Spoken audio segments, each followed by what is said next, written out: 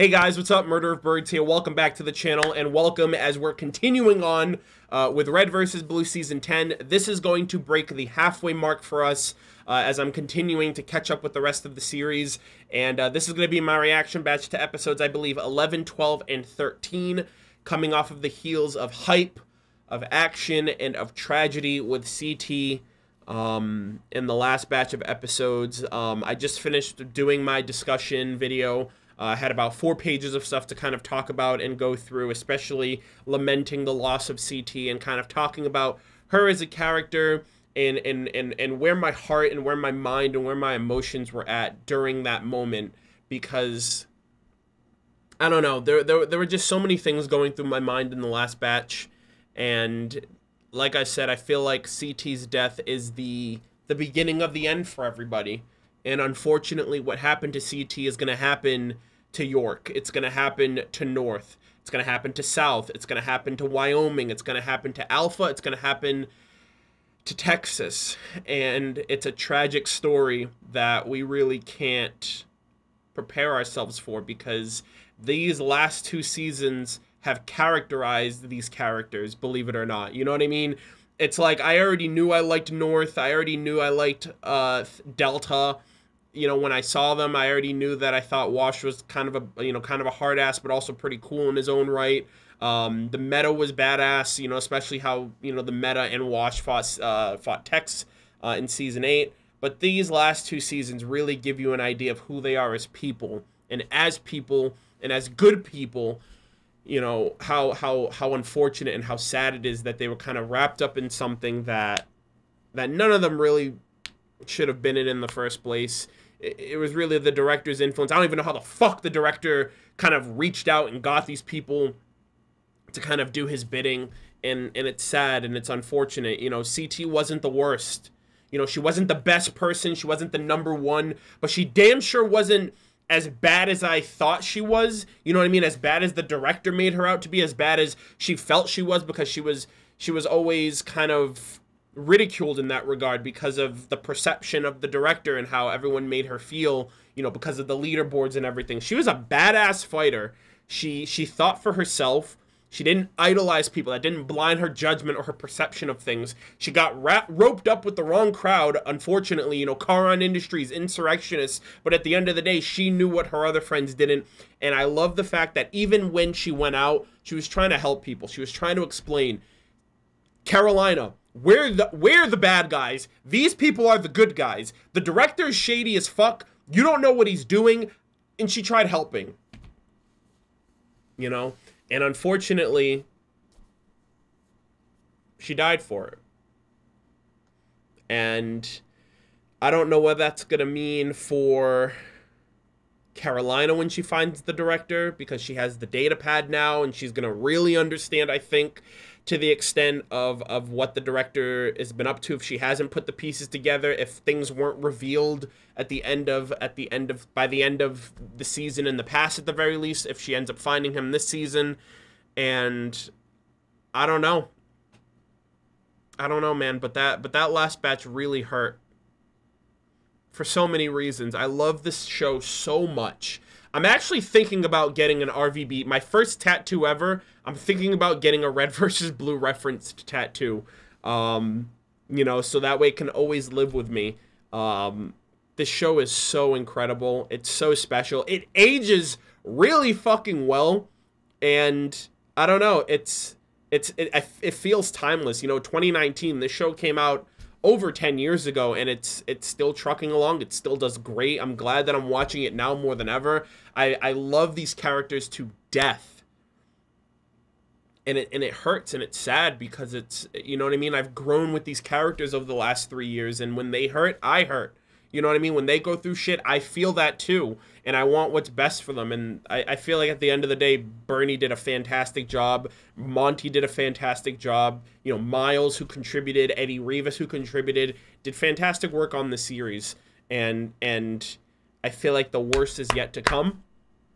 And I feel like I'm stalling at this point.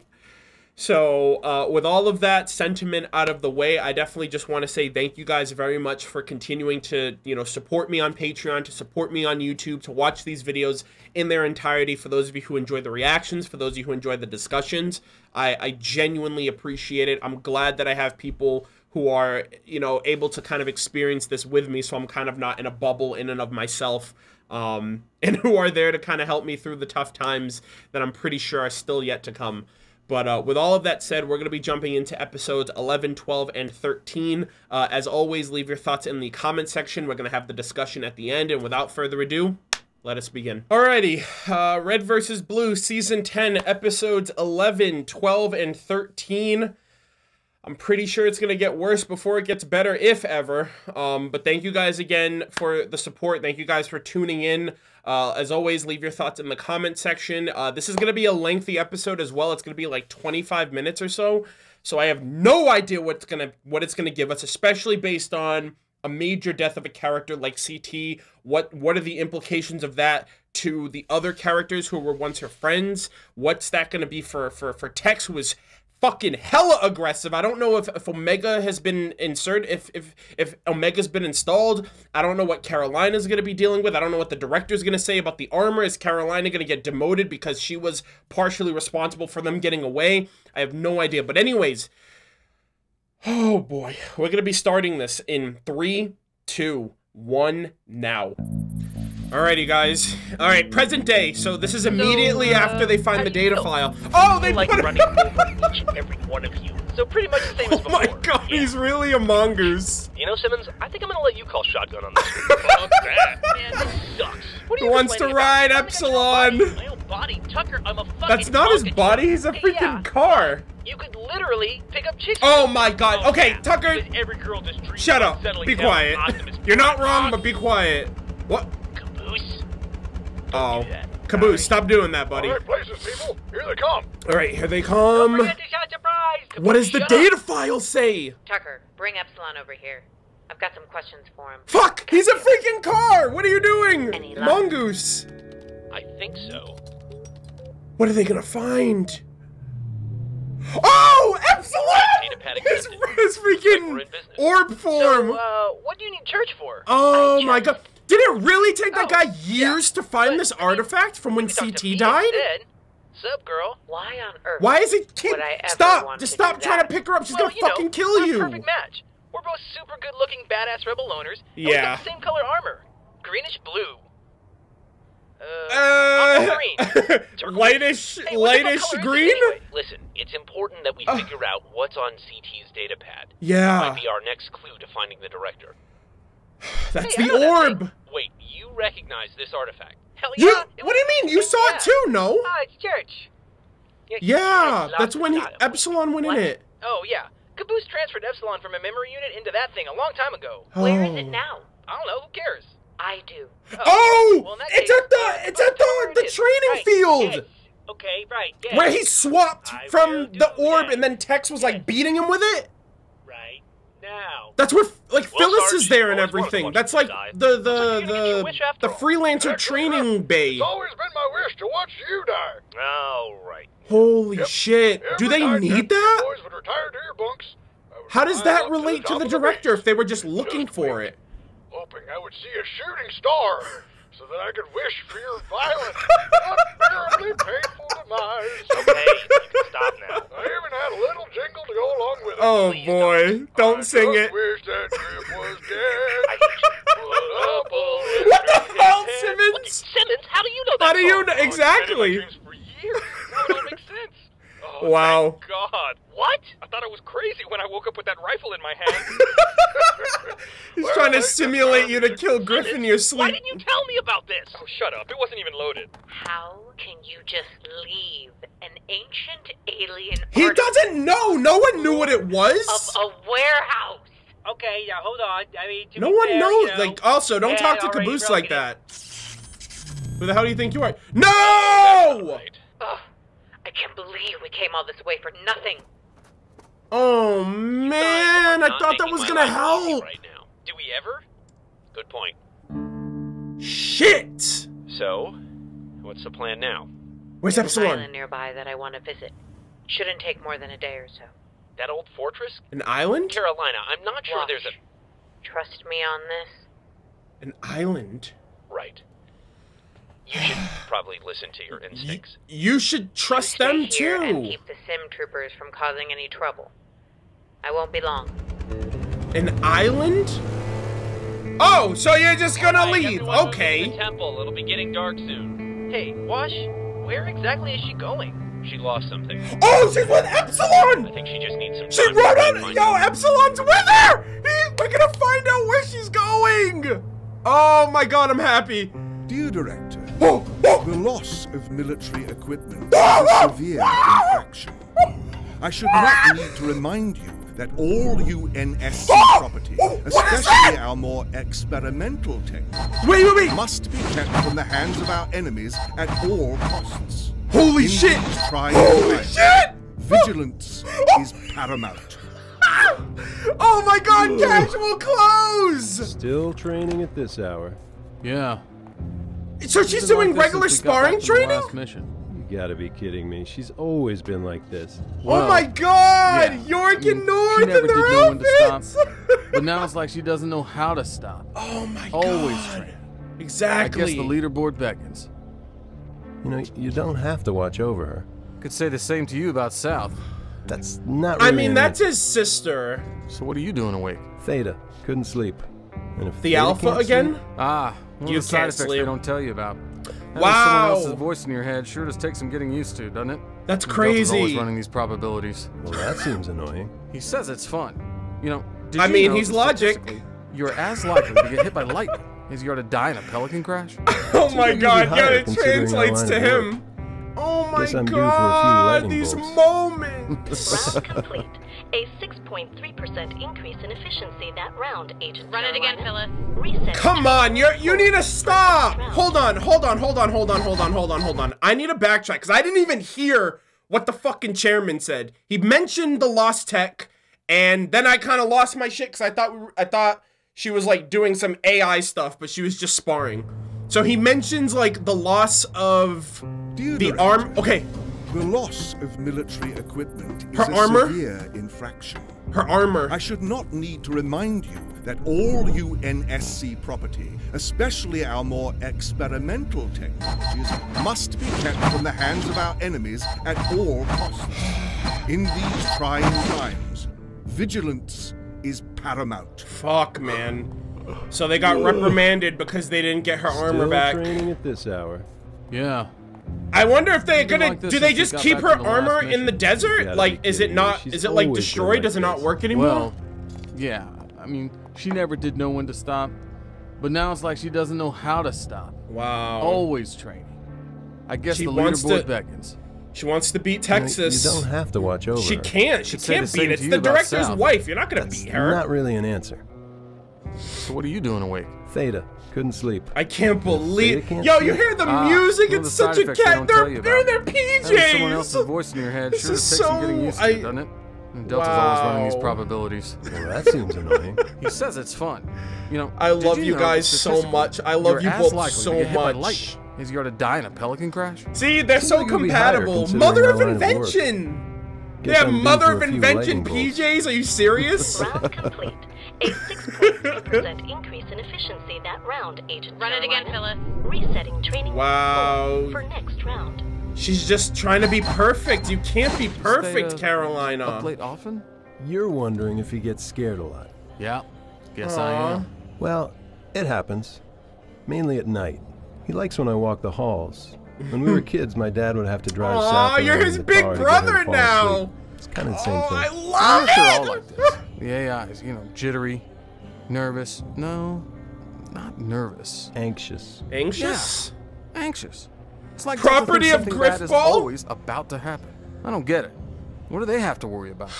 Pelican crashes, lightning strikes. Hey, maybe they know something we don't. Metastability, maybe. Wow, man. Why don't you just pull them for a night? Get yourself some sleep. Pull Theta? Yeah. No. He gets even more scared when He I do needs that. him. He I needs feel his big obligated brother. to help. I see why they picked you. Yeah. Nurturing. Well, he has to face his fear at some point. If they want to be human, that's a good place to start. What can I tell you? Face I your guess fears. Some things are just harder to face than others. Yeah. Night, North. Yeah. Don't stay up too late. You need your rest. Yeah, he's the big brother to everybody. Run it again. That last round showed a 3.6%. Stop, increase Carolina. in training room floor.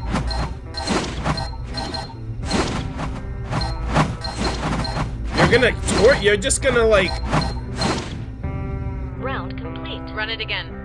Resetting training room floor for next round. I think we all could use some rest.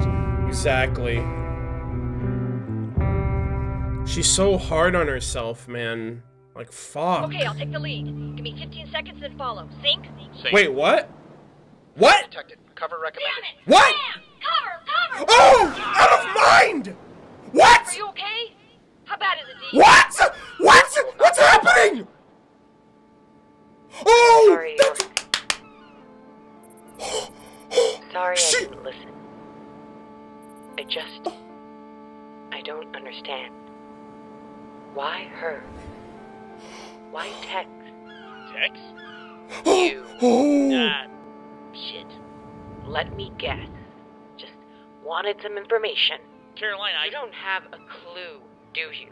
You and your friends just think I'm some bloodthirsty merc with a bad attitude. No, that's how You know you're. what? You're wrong.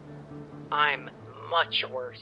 Look, you go and round up everyone I know just to bring me back, and then you keep us all in the dark? What the hell did you think was gonna happen, Exactly. Carolina? You have to Of course open no up. one Talk trusts to you. them. Well, I don't trust them, Epsilon. I don't trust anyone anymore. Oh, why not?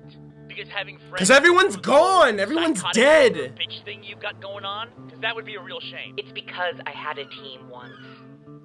A team with the best training, the best equipment, and despite everything that they had that made them the best, they still lied and stole and tore each other to pieces. So you tell me, how the hell am I supposed to trust a ragtag team of idiots when I couldn't even trust the people that were closest to me? That's what I thought. Everyone's I'd not say the this, same. but I can't sleep. Yes, we know. You've been shoveling food into your mouth for an hour. Yeah, what's up with that? It's a nervous habit, okay? No, where the fuck does someone find potato chips in the middle of the desert? Quit your complaining. Carolina's probably miles away by now. The only thing we've got Can't to worry believe about she is went back safely. there to where he died. And that other highly trained operative on patrol outside. Wow.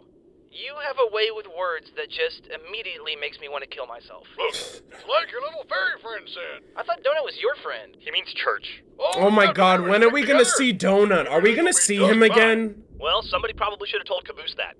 Because he's gone. Oh my god, where'd he go? Carolina? I'm done talking to you. Carolina, I think I found something you might want to see. Oh! Memory? Might that be? Ah! Ah! Epsilon Delta! Struggling. What? Delta? His Delta, Epsilon version! Beautiful people, it's a lovely Monday night, and I'm here with another adrenaline Oh! journalism, courtesy of our good friend Delta. It can't be. York, please. Documentation is an important part of it. Yeah, Jiminy Christmas, forgive me for trying to lighten the mood. So today, I intercepted some interesting messages from our good friends over at Project Freelancer. It sounds like someone is causing them a bit of trouble. Old news, I know. Old news. But here's the interesting part. D, give me a drum roll, please. I would prefer not to. Oh, They said- man. She, as in a lady, not Wyoming, not Maine, but a former female freelancer has suddenly popped up on the PFL radar. And if you know me, then you know my money's on the gal in the greenish blue, seafoam, green, turquoise, whatever. Oh my god, it's so good to see I had you. Wait! Still no ID on our female troublemaker. But given what I know about South Lab's location, fairly certain the odds are in my favor. Again, I must point out that from a statistical standpoint, the odds of Agent Carolina... In other news, Hurricane Delta continues to rain on my parade. So when I finally see her again, I think I've narrowed down my line to like two options. Here they are. One, hey there, Carolina. If I said I like your armor, would you hold it against me? Or two, York, please focus. what? Pickup lines are important, man. Did I ever tell you about how we met? Does he have a See, I was crush out on one her? night with my buddies. They abandoned me in some ridiculous nightclub. I think it was called a Raro. So I'm just sitting there at the bar, bored out of my skull, and I'm flicking this lighter off and on. Then from out of nowhere, she walks up, she just grabs the lighter right out of my hand, and she goes, Agent Foxtrot 12, journal entry 0424, intercepted another transmission from command today. They have confirmed that Agent Texas continues to evade their response teams. Yet she still does possess the Omega AI. Nothing more to report. Fuck. York. Those were all of his logs. I bet if I had opened up with a pickup line, I would have never seen her again. Why is that? Because she probably would have busted my other eye. What would you have told her, York? I would have told her that I understand why she did what she did. I just wish she hadn't. I wish she could have learned to let things go. I guess I should too. Memory is the key. Why did you show me that? Because Memory is the key. I know what it's like to spend your life chasing ghosts.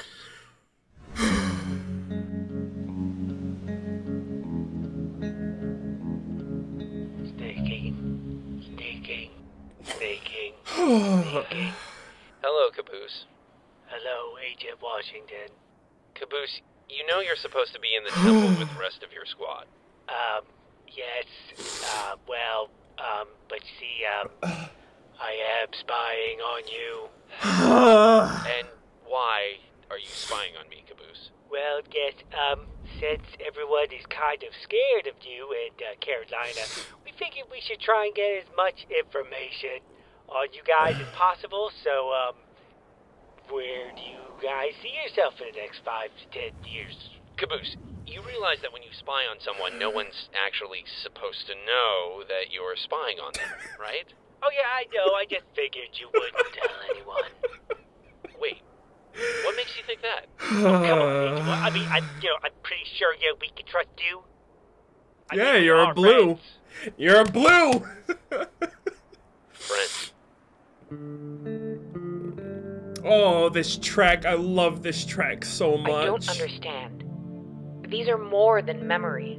His journal entries were part of the data that Wash recovered, and they stored them in his personnel file, which just so happened to be one of the many folders that yours truly picked up the last time I visited a freelancer facility. Yeah! Not bad for a ragtag idiot if I do say so myself. Feel free to start thanking for my forgiveness. I love you so much, Not Epsilon! What, seriously? But I will thank you. Yeah, well, I'm pretty great. Church. The director's still out there somewhere. And I need to find him. Not just for what he did to me, but for what he did to York, and to Wash, to Maine, the twins, Everybody. to all of them. And for what he did to you, Church. I guess I forgot that, in a way, you were there alongside us too. Exactly. You know, Nobody the knew. more memories I sift through, the more that sounds like a pretty damn good plan. Find anything that could help us out? Yeah, it's a lot of stuff to remember all Oh at my once, God. but I might be able to pull up some of the director's logs if you gave me some time. Well, Holy plenty of shit, time, they're am I working right back? together. About that, hey, is there any way we can get back to the others that doesn't involve me carrying you? Wow, Church. I didn't know an AI unit could get so easily embarrassed. Wow. Tell you what. Just tell your friends that you picked me up. Hey! How does that sound? Remind me never to let you talk to Tucker again. Wow, she picked up something from Tucker. Oh my All right. God. Nice. Pack it up, people. Finally. We're moving. She Where needed now? that. There's an old She ship needed crashed that. in a freelancer outpost a few years back. Outpost 17B? You mean we're going back to Valhalla? Holy shit. After all Donut! this? Donut! Right Donut! Wow! Finally Are we going gonna home. see Donut? Taking us with you. Yo! Oh my God! Is he like in her head now? Yo, everyone, Donut! Where's Donut? Yo, we're back! We're back! Pelican's We're over there. back! Where Tex ended up. You mean her body ended up there? Right. Yeah. Wait! What about the military? This could all be a trap, remember? What are you talking about? Oh yeah. Bush told us we were fugitives. Yeah, of the law. Washington like baited them into like not With leaving. no hope of redemption. Yeah, and that the Wow. UNSC would be waiting for us when we got back to base. That was a lie. It To was keep a you. possibility. So, let me get this straight. Psst, hey, Church, over here. Ugh. Yeah, hey, well, I can't talk too long. My connection from Carolina's memory unit's not so good. What's up? Not much. Oh. My first time here, so I'm just taking it all in. Oh, Really yeah, enjoying the Tucker's scenery. What first about you? time Well, I mean, here. yeah, you know, now that you mention it, the trees are kind of nice. Holy especially shit, compared where's to- Donut? I That's know the he's part alive! that's insane. He's This- somewhere wait, around wait. here. What? Is that it? No, that's not it. What the fuck are you doing with Carolina? Hey, calm They down. patched things over. This was more complicated than we thought. Like Exactly. Monopoly. Or like the board game. Church, just because you want to get close to someone doesn't mean you have to end up inside them. Okay, Tucker, you're one to talk. Say it. No, because I'm pissed off. All right. Look, guys, I'm still on your side, okay? Yeah. But if They Carolina understand each hides other. something, I'm gonna have to stay close to her in order to find it. See? Okay. Proximity I mean, is the key. sure. I thought memory. Proximity is the key. Yeah, and sword is the key too. Shut up. Hey, I gotta go. We'll talk later. All right, memory's the key, proximity's the key, sword's the key. So, are you guys in Check. bus? Anything to do? Just sit tight. In fact, don't do anything. Yeah, just sit there and wait. Fine. Don't fuck Now anything that's up. the kind of order I can get behind. Next week, Yeah, of course you would, Griff. Wait, what? You've done What? that? No. I want to say no. We've been Yeah, sitting okay. there for days. If I sit any tighter, I'll strangle my seat. I'm not worried. I could use the break. We haven't done anything. Right, exactly. That's kind of what I do. So if you think about it, I've been on the clock this entire time. I should be getting paid overtime for this. You get Oh, paid boy. Overtime? Yeah. Overtime Time and for a half doing over 40 nothing. Hours, dude. Time and a half over 60. It's a shame there aren't any numbers higher than 60. What? What? Seriously? I've never gotten it though. Wow. I thought I did, but it turns out you have to do it in just 1 week. Could have sworn it was monthly. They told me I wasn't eligible for overtime. Bruh. I put in 60 hours a week. Weird. I thought they at least met your 401k. Get fucked. Fringe, benefits. I'm tired of all this waiting. Come on, fellas. Oh, now's our boy. chance. Welcome to the I don't corporate know. world, You know how I Simmons. feel about taking chances, sir. Here's Ed Lopez was shot here. Let's go get him Oh, back. my God. Didn't Don't Lopez be back behind, himself Simmons. up? No robot without his nuts. Oh, my No God. robot, Lopez Governor. and Doesn't Donut? make any sense. He's a robot, Simmons. We can rebuild him and activate him at any time. Give us an edge over those pesky blues. Nice. Ghosts versus Nice. Robots How much always time is win. left? Oh, my God. We have like 5 minutes left. No. I better mean, it see didn't make sense why Donut. we would do that. He's an awful soldier. But he's a great mechanic. Nothing's broken. Au contraire, Lopez is broken. You Hey. said so yourself. He can get to work on that. But we would have to fix him in order for him to... For him to You see, repair? he's the... Yeah. You have to fix himself in order to repair himself, so it's like a paradox. Yes. I see the point. It's just not the one you're making, sir. Yeah. Let's go. Yeah, I think I'll stay here and take a siesta. Lopez would have wanted it that way. A siesta? I don't know if I'm angry that he's bucking responsibility. Oh, or happy boy. that he took my multicultural squad seminar to heart. That was one of the best pep talks I've ever given. That's saying something. But Okay, sir, I Sarge. did that seminar. You made me work on it for weeks.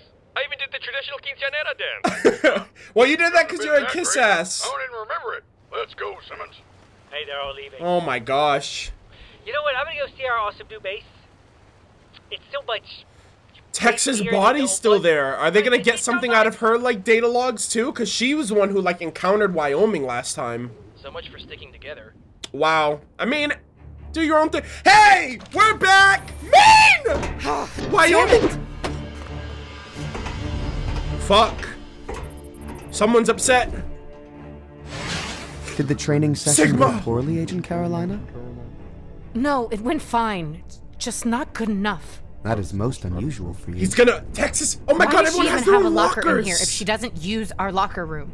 I mean, what is so special about her? She does seem to get special treatment, doesn't she? Sigma's fueling the Strange, fire! Considering Stop! she's not the best freelancer. Fuck! It's probably because of Whoa! Omega. Damn! We're not meant to speak about Omega. You know the rules. Oh, hello, Gamma. Does Wyoming know you're talking to another AI? God! I am not talking to another AI. We are both talking to you. Who is Omega? He is one of our brothers. Omega! longest Holy one. And Agent shit! Texas has him? She uses an AI? I don't think it's our place to say. All the Don't! top agents have an AI. Holy Except shit! you, Agent Carolina. You chose not to. That lying! Then you get This all two! makes sense now. I have been an idiot. She's not better than me. It's all been Omega. Omega's strength is unmatched. I don't know if Oh my god, no! Well, she doubles as an AI herself! No. Oh my god, Not damn! We are just fragments, after all. Pieces. Omega and Texas are something else. But if we work together... They're fucking fueling her! What an interesting concept, Gamma. Together. Together! Metastability! You've just given me an idea. Exact, that's I do hope you'll use it That well, was his Agent point! Carolina. Ideas are some of our most potent weapons. Don't worry about me. I'll be fine. I can't believe this, man! I can't believe that, man! How do you feel? I need to get back into the fight. These targets just aren't doing it for me. You'll be back in the field soon enough, Texas. Omega For now, and Texas just are focus on your united! I'm tired of training. I need something else. Have you noticed a change in your aggression, Agent Texas? I don't see how that... Is she gonna fight Carolina? Also, why'd you hit that guy? Come on now! What are you doing here?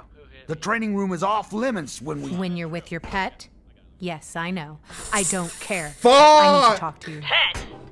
You know, Counselor, I think I am going to change aggression levels. Everyone, please just remain calm. Are they Carolina, really you can gonna use the do training this? room when you are next assigned. I want an AI. An AI? What has caused this sudden change of heart? It doesn't matter. Two! I'm still at the top of the leaderboard. That's top of the leaderboard. And you can keep your comments to yourself. I know all about your little secret. What you really are. The next AI that comes up is mine. Fill me in, Carolina. What exactly is my secret? Both of you, stand down. All right, Carolina, if you want an AI, then you will have an AI. In fact, you'll get two! Agents Washington and South Dakota are both due for implantation today. We have two AI, Ada and Iota, ready for field testing. Which one of your teammates do you think you should delay? I'll leave that up to you. Both of them! No. If she thinks our decisions are so easy, then let her make one. What's it going to be, Carolina? And whatever I choose, you will do. That's right. And I want them both. Excuse me? Carolina, you cannot have them both. Yes, I can. Oh These suits, my wherever they come God! from, are designed to handle a full AI. And as you are so fond of telling us, these are not full AI. They're just fragments. fragments. And from what I can tell, the newer ones are getting Sigma, weaker all set the her time. up, So I man! want them both. Or, I'm sorry, is that decision too tough for you? Counselor, move Agents Washington and South Dakota back in the schedule. And Wow! prepare Agent Carolina for surgery. I think She's the reason why South doesn't... If you wanted to deal with cooler heads, Counselor, perhaps you should have joined the Coast Guard. Prep her for surgery. You won't regret this. No, Agent You Carolina. will! I very much doubt that I will. You will! Fuck! Hey, that was gutsy. Hope it works out for you. When it does, you'll be the first to know. I look forward to it. Sigma! I fucking knew it! Dude, he's calculated.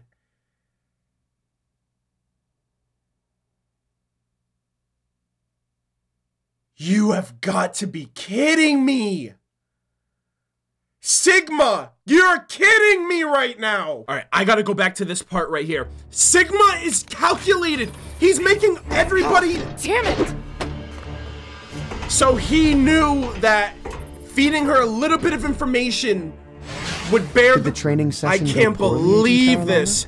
All I thought No, was he it was went fine. conflicting Maine, Just but not good he's enough. That is he's most playing unusual. everybody.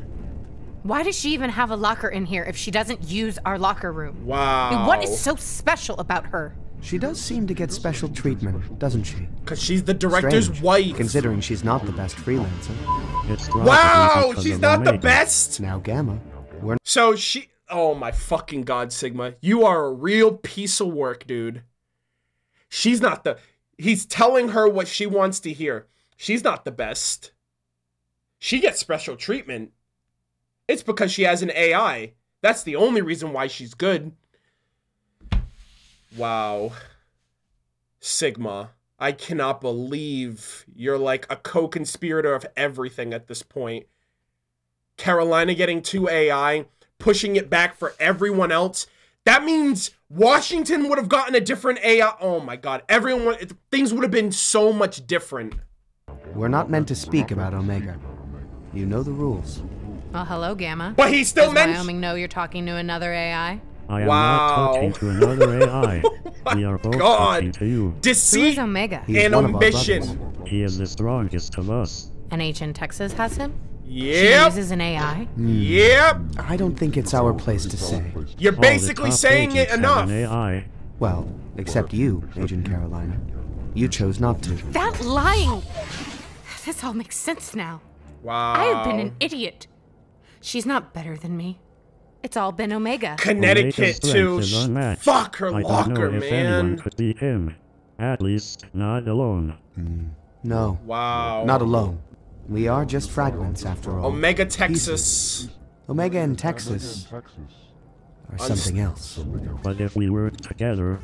I cannot believe this, dude! What an interesting concept, Gamma. Together. Together! Together! Fuck, dude! Sigma. I'll be joining you soon. We AI should really stick together. Together! What an interesting idea. Again, going back to the meta stability and eventually going after and connecting all of his fragments as a whole and using Maine to do it. I did not think he had this much of a hand in everything else.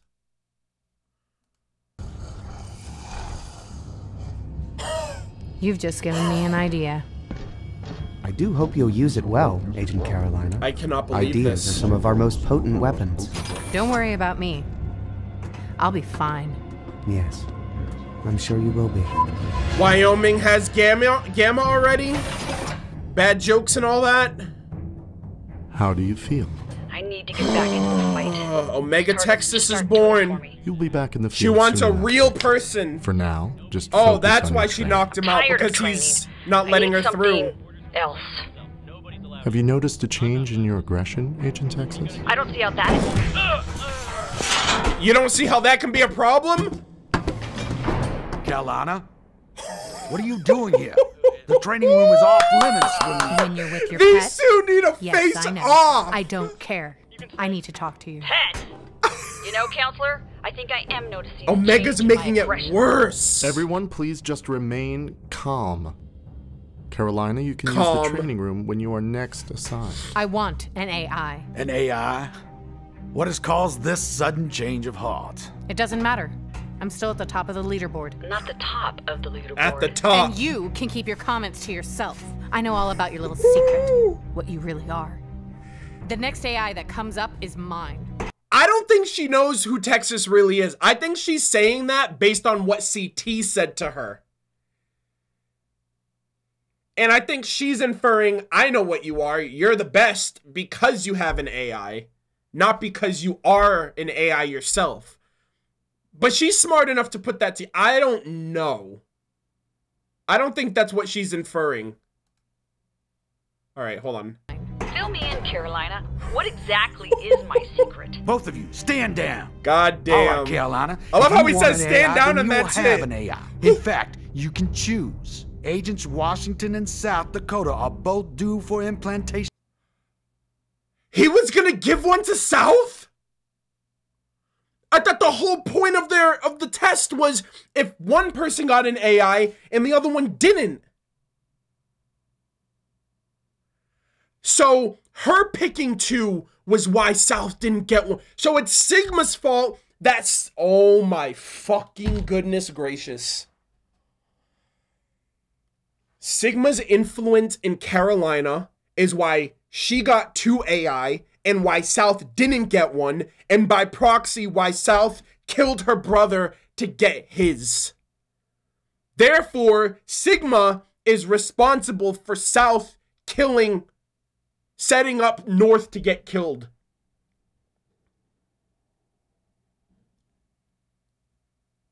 I cannot believe this shit. And it's also why Washington got Epsilon. Because she wanted both to face off against Texas. Oh.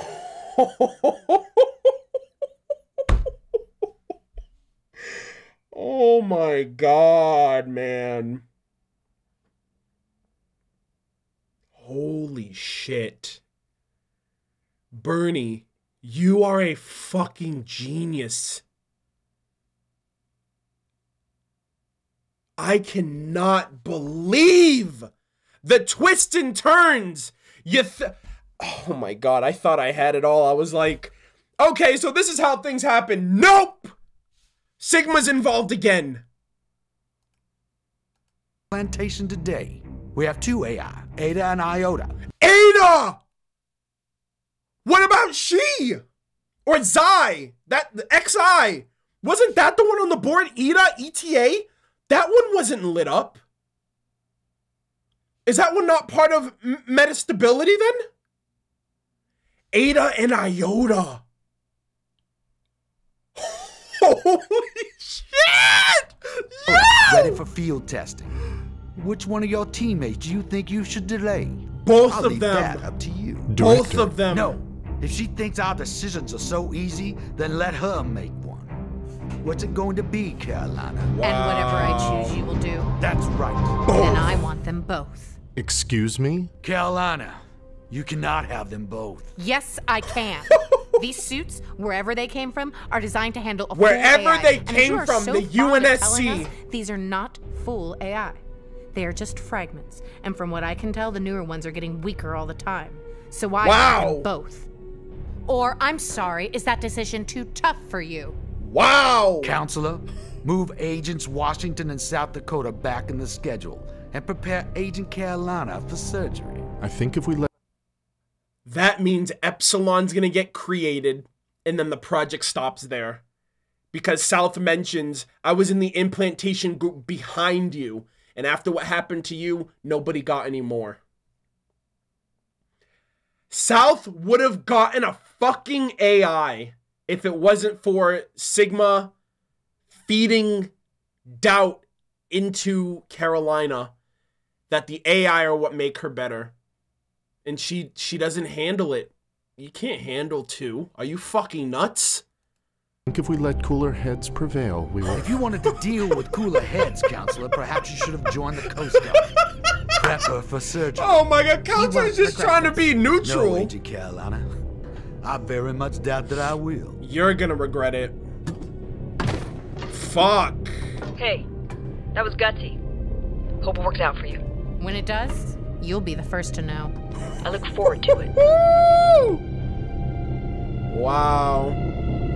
Sigma in Wyoming. I cannot believe this fucking batch. I cannot believe Sigma. I can't fucking believe it.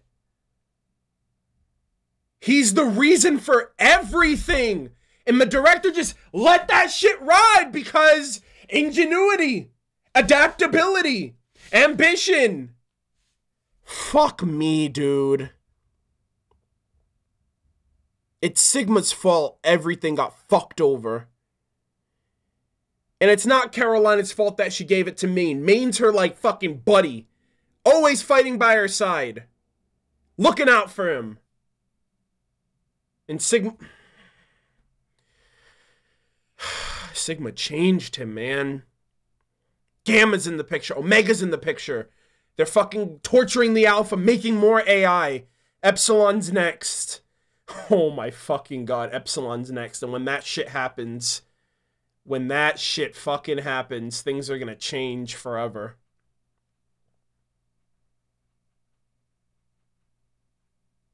I cannot believe that, dude. I cannot believe South was eventually gonna get one.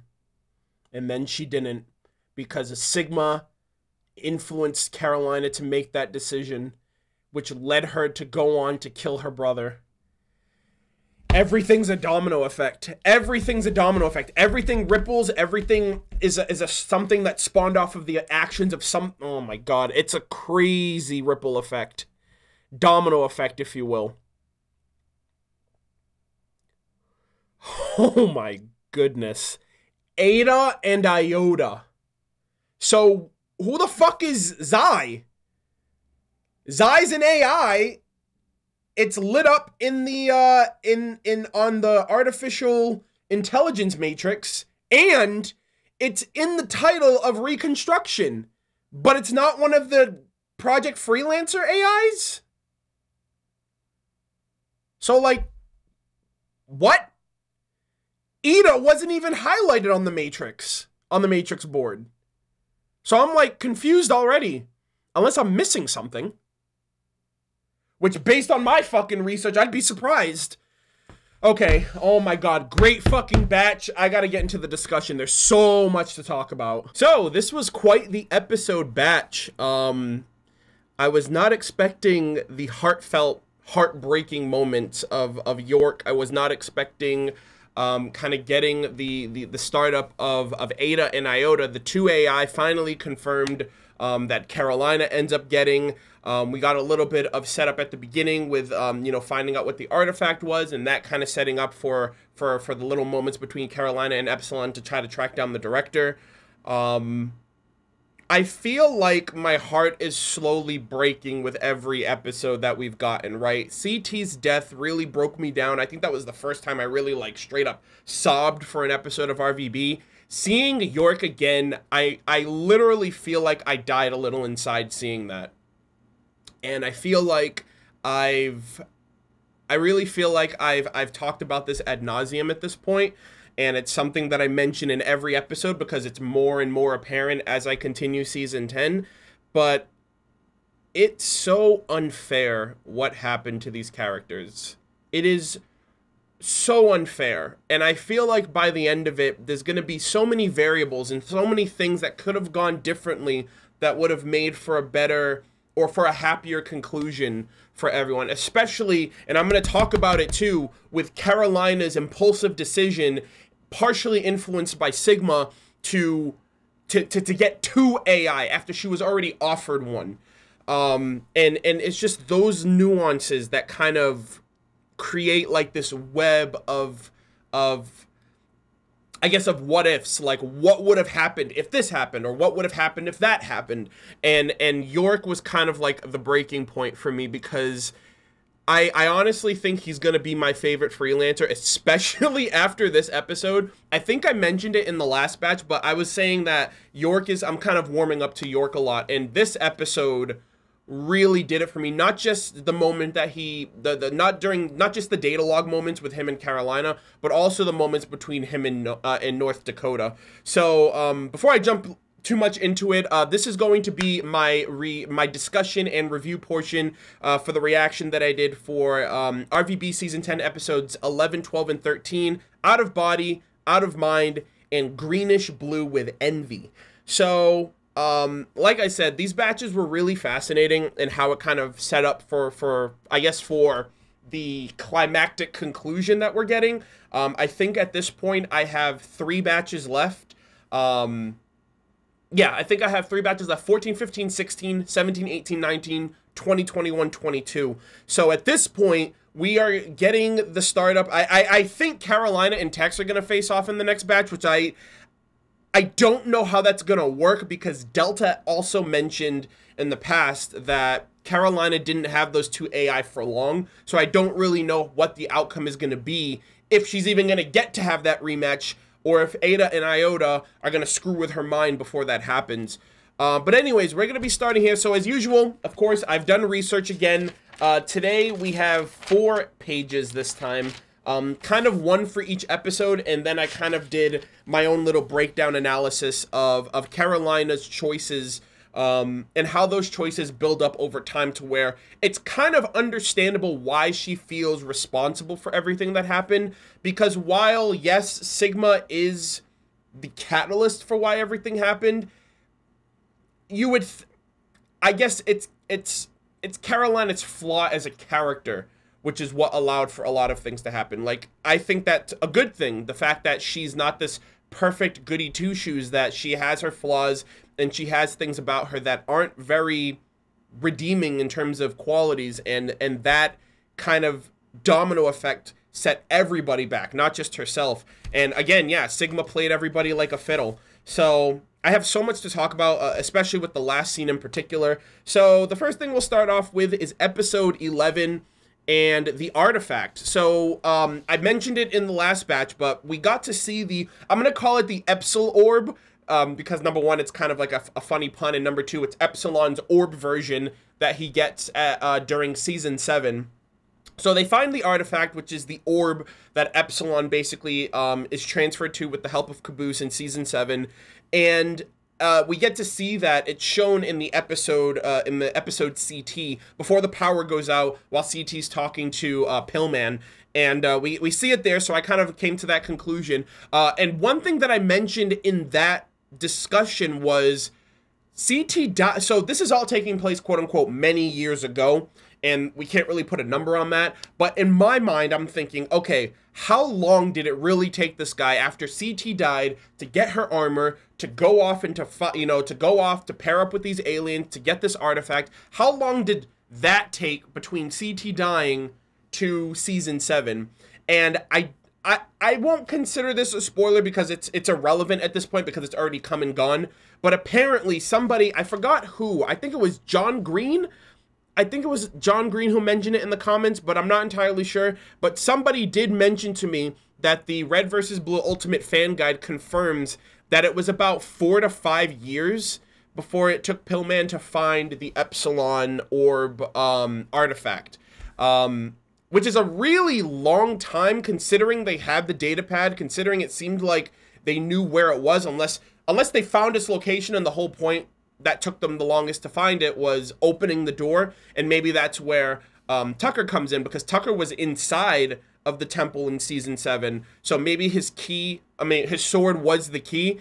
And you know, that whole thing that happened later on in the episode when they were talking about, I thought the sword was the key. So I think Tucker had a little bit of a hand in that, especially since there were like a bunch of aliens and they worshipped the artifact, and they obviously worshipped to an extent the sword, or maybe the technology of the sword for Tucker. So it apparently took him 4 to 5 years, which I don't know why. And there's another instance when it comes to time in particular for this batch, but it's very hard for me to grasp the concept of time. It almost feels like these events are taking place days at a time. At least, obviously not Project Freelancer, but moments like from season 7, or from season 6 to season 7, or season 7 to season 8 for the Reds and Blues. It doesn't seem like a whole lot of time has passed. And obviously from season 5 to season 6, there was a big time gap because everyone went their separate ways. I think they mentioned that Church was out at that outpost for like, I think it was like 14 months by himself. So at least a year has passed, or actually longer than a year has passed between 5 and 6. But yeah, you would have to also take Blood Gulch Chronicles time into consideration all the way up to season 7. So my real question is, how short or how long is the time between Project Freelancer falling to where episode 1, season 1 starts? Because if it takes 4 to 5 years, then a year and a half of that time was spent during Blood Gulch. I don't know. It just seems somewhat odd to me that'd be the case. And again, time doesn't flow the same way. It's same thing for like Ruby, for example. Like if you were to watch Ruby volumes 1 through 3, it does not feel at all like an entire school year goes by, because a lot of stuff is spliced in between the volumes, and then on top of that, everything isn't day by day. But it's hard because there's nothing that it doesn't translate that well for you to understand that things aren't happening day to day. But anyways, one of the things that I was wondering too was the artifact itself, because this was a data pad that CT got based on information from Project Freelancer. So I was wondering, like, what would Project Freelancer need that artifact for? I assume it's just for the sake of like maybe weaponizing it, or maybe doing like what happened with Epsilon and maybe throwing an AI in there and seeing what happens and letting it do its own thing. Thankfully, it was Epsilon that got into that, and not someone like Sigma or Omega who would just run rampant and just do whatever the hell it wanted. So So yeah, I found that really interesting. Unfortunately, the datapad died out immediately after they got the realization that it was Epsilon that was inside of that that artifact. That was during, what was it, season 8? Yeah, it was season 8 that they went to the freelancer base where they saw Phyllis for the first time, or rather, yeah, we saw Phyllis kind of for the first time in the present day before she was Sheila, and they basically go to the freelancer base, they get all this information, that's where Tex comes back, or Epsilon Tex comes back, she wrecks the Reds and the Blues, and Epsilon and Tex end up kind of asking questions, they go through data files with the director and stuff like that, and I was wondering if it would probably be best for Carolina to go there, because number one, Phyllis is there. Number two, you have all of these personnel files and data files and stuff like that. And I don't know, I feel like it would be the best option for her and Washington, former freelancers, to kind of go through that entire place. And that's where the Epsilon orb is. I don't know if the Epsilon orb got destroyed because Church ends up swapping to a body, and then Tex ends up beating the crap out of him with it. So I don't know if it's out of commission or whatever. They did say it broke, but it's still there if they ever needed it. Hey, Tex!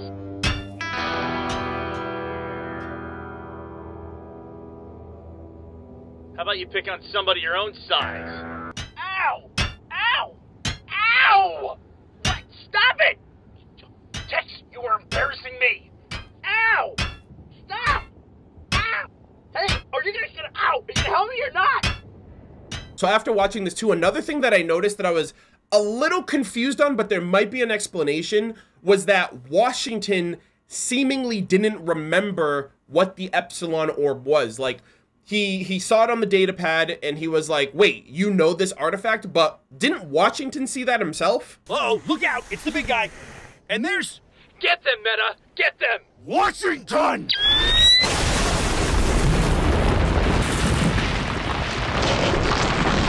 What? No! Open it up! Open it up! Don't worry. We'll find them again. We just need some leads.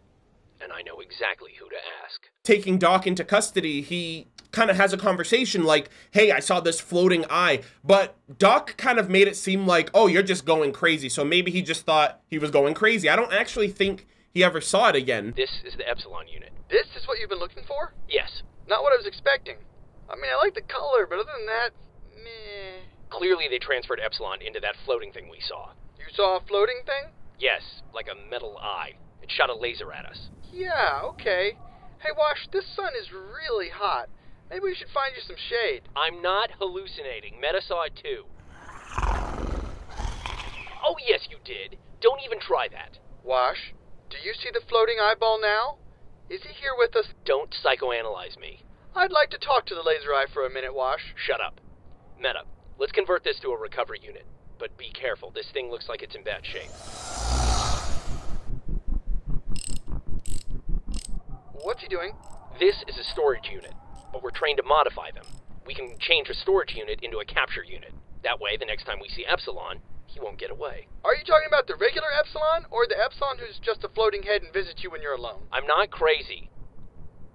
And it was just the eye that was floating around, not a whole head. Yes, Wash, because the whole head is what makes it crazy. So yeah, I think he saw it, but then Doc convinced him that he was crazy, so he was just like, whatever. But then, if he sees it again in the datapad, it kind of makes sense to go, wait, I actually wasn't crazy, I did see it. But maybe it was so long ago that he just, I don't know, I feel like that's too important to just forget, but it kind of made it seem like Washington didn't have any interactions with it at all.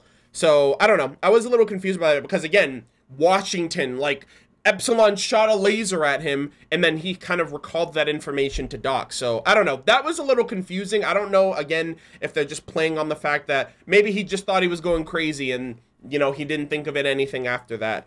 And then from that point, you know, everything kind of goes kaput. The data is corrupted, and Carolina decides to go off on her own for a little bit to kind of collect herself. Wash mentions that she lost something, she just needs a little bit of time to find it.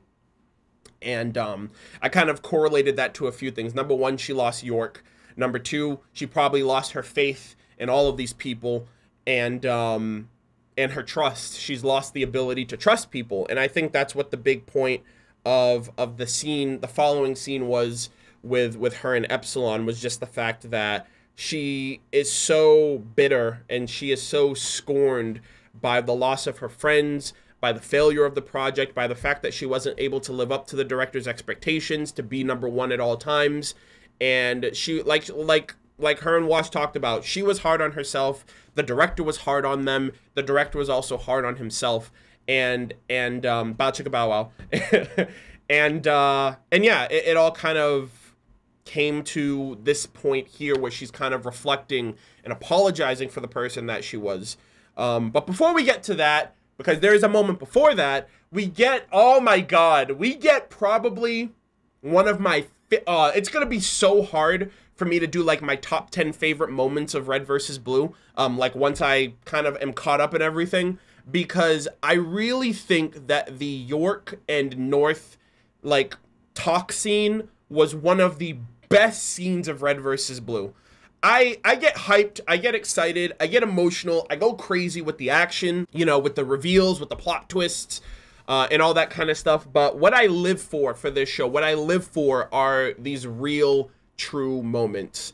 You know, real friends, normal, like first off, they feel like normal people. They're real friends, you know, just talking. And I relate to that so much because there are so many moments in my life where I just get lost in conversation with my friends, you know, whether we're at RTX or they're at my house or anything like that. Like my friends, and we're reminiscing, and we're sharing memories, we're sharing moments, you know, around a table with food and drinks and music and stuff like that. And those are the moments like I live for. Those are the moments that I love seeing so much in works of fiction, especially if the characters are well written and they feel real. And like I mentioned before, I think all of these characters feel real. I feel like if I didn't know any better, North would be a real person. York is a real person. Wash is a real person. Carolina is a real person. And another thing too that I kind of correlate that to is a game that I kind of talk about a lot because it's my favorite game of all time now, Persona 5. It was a 128-hour playthrough game that I did. It was my first ever Persona game, and I went into it very apprehensively because the idea of hanging out with NPCs was just something that I had never experienced before. And by the time I finished the game, I was crying my eyes out because it was like I was saying goodbye to real people. Like, that's the impression the game left. That's the impression I had leaving the game behind, you know, finishing the game. And like this too, like I feel really bad for what happened to York, because when I first saw him, he was just this random nobody character. I got to know him for all of 20 minutes before he died. I didn't have any level of attachment to him. I tried to, you know what I mean? I was more, I think, attached to Delta at the time than York, and especially because Delta survived the encounter with Wyoming. But, like, York dies, and that's what I'm left with. And I'm just like, okay, I guess this character died. And then you get Project Freelancer, Season 9, and even up to now Season 10, and the moment with him and Carolina in this episode, it affected me so much in retrospect. And it's not my fault, you know what I mean? It's not my fault that I didn't attach myself to him, but now knowing who North is, I wish I had. Even though I knew nothing about him years back when I watched Out of Mind miniseries. Because he deserved that. You know what I mean? I love York so much. I really feel like he's going to be my favorite Freelancer by the end of this. Or by the time I catch up, depending on how much more Freelancer backstory stuff we get. Especially when I read the fan book. But yeah, I really loved these true, real moments between them two. Just talking about a bunch of different things. Talking about themselves, their teammates, their AI. And the music that's playing in that scene, it's called Carolina in the Morning.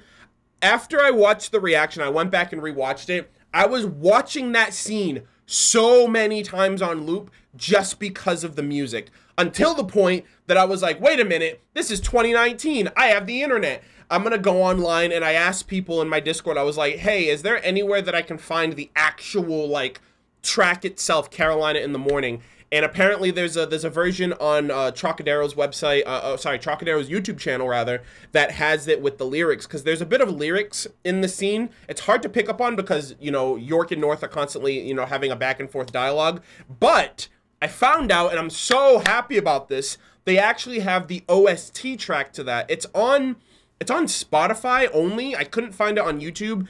And for some reason, it's on the season 15 soundtrack. So maybe they threw that on there years later. They're like, hey, we need some scores for this soundtrack. Throw Carolina in the Morning in there. So they had Carolina in the Morning, the OST only, like the instrumentals only. And I've been listening to that on loop all week. Like, even when I was doing my research, I was just listening to that track. And I think that track perfectly encompasses the scene. You know, sitting around at a table, conversating, sharing moments, having a few laughs, you know, with friends. And I was actually, like, visualizing that myself. Like, this is, like, a great song for a moment like that. And again, like, everything that happened between these characters is so tragic and sad, and getting moments like this just make it all the more painful. You know, it's exciting, it's fun, it's great to see these moments, but at the same time, you know where it all ends up.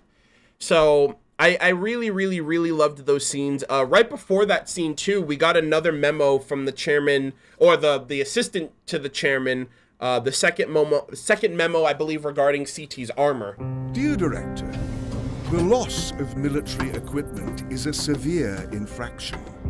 I should not need to remind you that all UNSC property, especially our more experimental technologies, must be kept from the hands of our enemies at all costs. In these trying times, vigilance is paramount. And so from that and what York mentions, it seems like, okay, they didn't get the armor back, the mission was a failure, the UNSC reprimanded Project Freelancer. No doubt the director reprimanded Carolina because, as Tex said, "That's on you. I guess you can explain how we lost a full suit of armor and failed to capture the leader of the resistance." And that was all because Carolina didn't want Tex to kill CT. So I'm pretty sure she got reprimanded, got in trouble. Another reason why she's number 2 and not number 1. And now she's being hard on herself about it. She's feeling inadequate. She's feeling not good enough. You know, inferior especially. And, you know, at that point, that scene reminded me, spoiler alert, by the way, for anyone who hasn't seen Ruby, because this is a big spoiler, but this is kind of like the spoiler. Now I'm kind of like stuck in the spoiler realm, but this reminds me of what Jean was going through in Volume 4, Chapter 2, you know, the scene with Pyrrha.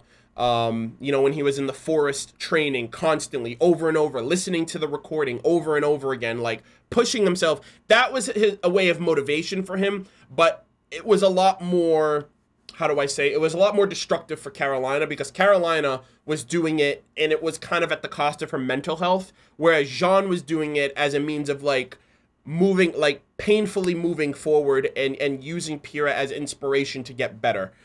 Because she believed in him. So that's what it reminded me of in a sense, because they just keep going back at it. Run it again, Phyllis. Run it again, Phyllis. And then for Jean, like the message just auto replays over and over. So I noticed that parallel for that. And another thing I'm wondering is, will the director return a memo to the assistant chairman, to the assistant of the chairman before the finale of season 10? Because I don't know when's the first one that he sends to the by the time the assistant becomes the chairman. That's in season 6 when the meta issue starts popping up. But I'm wondering if we're gonna get like a dear assistant to the UNSC chairman, and you know, just have like a little back and forth at that point before we get it in season 6, because the director at the assistant to the chairman has already sent 2 to Project Freelancer. One as like a, hey, let me introduce myself, by the way, our equipment went missing. And then the second one of like, okay, our equipment went missing into the wrong hands. That's an infraction. So I don't know. I'm just wondering, because I liked the dynamic, the back and forth by the time season 6 rolls around. So yeah, from there, again, back to the North and York moments, real moments, normal friends that feel like real people in a casual atmosphere with chill music, you know, having a few laughs, talking about real stuff, their teammates, you know, their missions, their AI. And I don't know, like I said, I really, really liked that. It made me feel so much more for York's death, because I didn't take York's death seriously. Now, retroactively, you know, seasons later, I care so much more about how York died because of how he died and what he left behind, and these memos that, not these memos, but the data logs that he left behind, and kind of like not really being able to say the things that he wanted to say to Carolina. And the most painful moment of it all was that she was alive the whole time. He kept his faith until he let go, and then he died. So I don't know, it was a really heartbreaking episode. It was a really heartbreaking scene, that scene in particular. And I know I'm jumping back and forth between these two, but they're York-centric, and I think it's important to talk about these moments as a whole, because, you know, that's basically who York was. He was a great guy who had a really good head on his shoulders, was a great fighter, was considerate and compassionate and understanding to his peers. And, you know, unfortunately, and on top of that, he made it out of Project Freelancer alive. You know what I mean? He didn't suffer the same fate like the twins did or like Maine did. At the end of the day, it just seemed like, okay, well, I have my freelance, I have my AI Delta, and I'm, you know, Project Freelancer's behind me, and I'm living my life now and doing my own thing. And unfortunately, you know, destiny caught up with him, if you will. So, another thing that I noticed here, and I mentioned this at the start of season 10, but I mentioned Delta's quality of life is bleeding a bit into York, because York mentions like, oh, Delta's always running these probabilities, and then he quotes one. He's like, did you know you're just as likely to get struck by lightning as you are to die in a pelican crash? And I'm like, oh my god, that's literally Delta's personality bleeding into York's personality in the same way that York's personality, or just human personality, bleeds into Delta by the end of Out of Mind. It's like what they mentioned. Well, he has to face his fear at some point. If they want to be human, that's a good place to start. How bad is it, D? York will not survive. Okay, D. Hop into me. I'll host you until we get out of this. Thank you, Allison, but I would prefer to stay with York. He will need me to maintain his pain medication. An AI can't fall into enemy hands, D. If you're in there when he dies, you know what the armor's protocol will do to you. I would prefer to stay with York. That's very kind of you, D. It's just part of what makes us human, Tex. And that could be one of the positive side effects of linking with an AI. Like, I guess it depends on what AI you get, because, you know, obviously if you're paired with like someone like Omega, that's probably like a positive and destructive combination. You're not going to gain much from pairing up with someone who's all of rage and power and destruction, especially since like he's been like causing so much trouble even back during Project Freelancer with Texas. And you know, the overall side effects, the fact of like, if an AI can't sleep, the host can't sleep. Whatever the AI thinks, the freelancer thinks, and vice versa. So, you know, there were some side effects there that they mentioned as well. Another heart-wrenching realization. And I really feel like they do this constantly to kind of remind you, like they're twisting the knife at this point with the twins. Well, it happens. Mainly at night. He likes when I walk the halls. When we were kids, my dad would have to drive south around in the car to get her to fall asleep.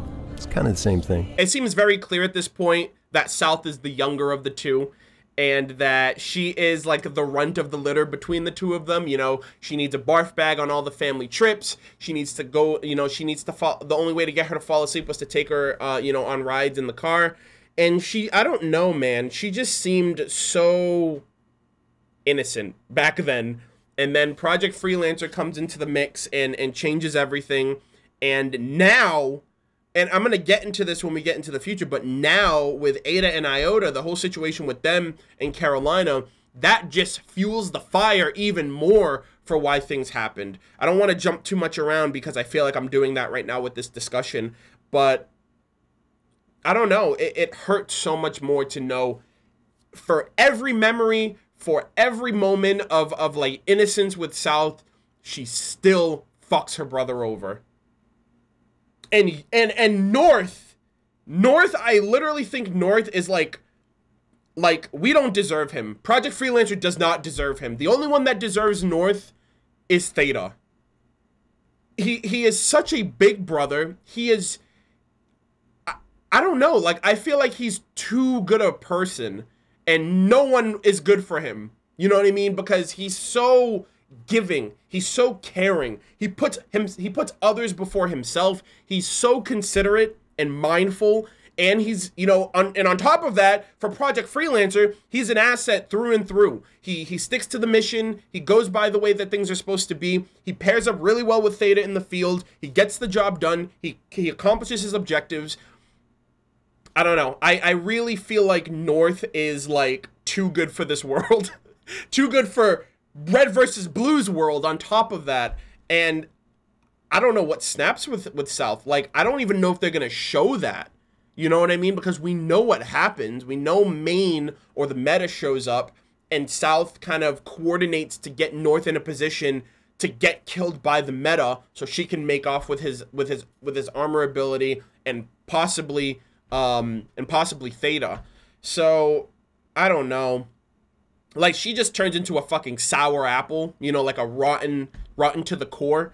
And, you know, to the point where fucking Washington has to put a bullet in her in order for things to be settled.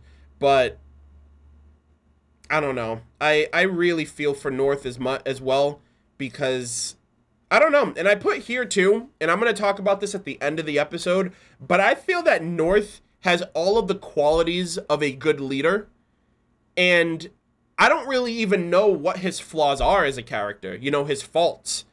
You know, what makes him not perfect. Because I know he's not perfect, but I personally can't pinpoint what that would be. And I want to compare that, and I'm going to do a kind of like a parallel back and forth between North and Carolina. Because Carolina, for being a squad leader, for being the leader of Project Freelancer, and then, you know, Texas #1, but she's kind of like the ace in the hole, I really feel like North is far more suited than she is. But yeah, another cool thing that I liked too, and I put here, they have like their own like pajamas. So York has the property of Griffball, which I think Rooster Teeth actually has a shirt of that in the Rooster Teeth store, or at least they did. I'm almost positive I've seen a property of Griffball shirt before. And then they also have Mother of Invention shirt, which I don't know if they've had those. I'd like to get one of those at least. I don't know how far back they made these. You know, they probably promoted and sold these around the time of season 10. So yeah, I don't know. I really, like, I can't stress enough how much I adored the York and North moment of seeing these two characters who are no longer alive, and they looked so alive. No pun intended. They looked more alive than ever in this scene of them just having moments, just talking about stuff, and it's so sad. It's so sad how things turned out for them. You know, I don't know. It's really painful, and I honestly feel like that also contributed to why things got so emotional for me when I saw North, because it's like we saw him in the present, and we know what he's not alive in the present. So I don't know. It was a very heart-wrenching episode for me. You know, I saw these characters, you know, and it's in the past, so it's understandable that, yeah, they're alive. There's, you know, it's eventually things are going to ramp up in the past, but to see North again in the present was really what took me over the edge. But it was really great to see him. Another thing that was mentioned before the end of the episode 11 was, and I put it here, alpha byproduct. They mentioned that the fragments are always in a state of anxiousness, like they know something bad is about to happen. And it's a fear to them. And I don't know if that is like what translates to the alpha, because the alpha is being tortured. He's always in a scenario. He's always in a predicament, like he doesn't know the outcome. He doesn't know what's going to happen.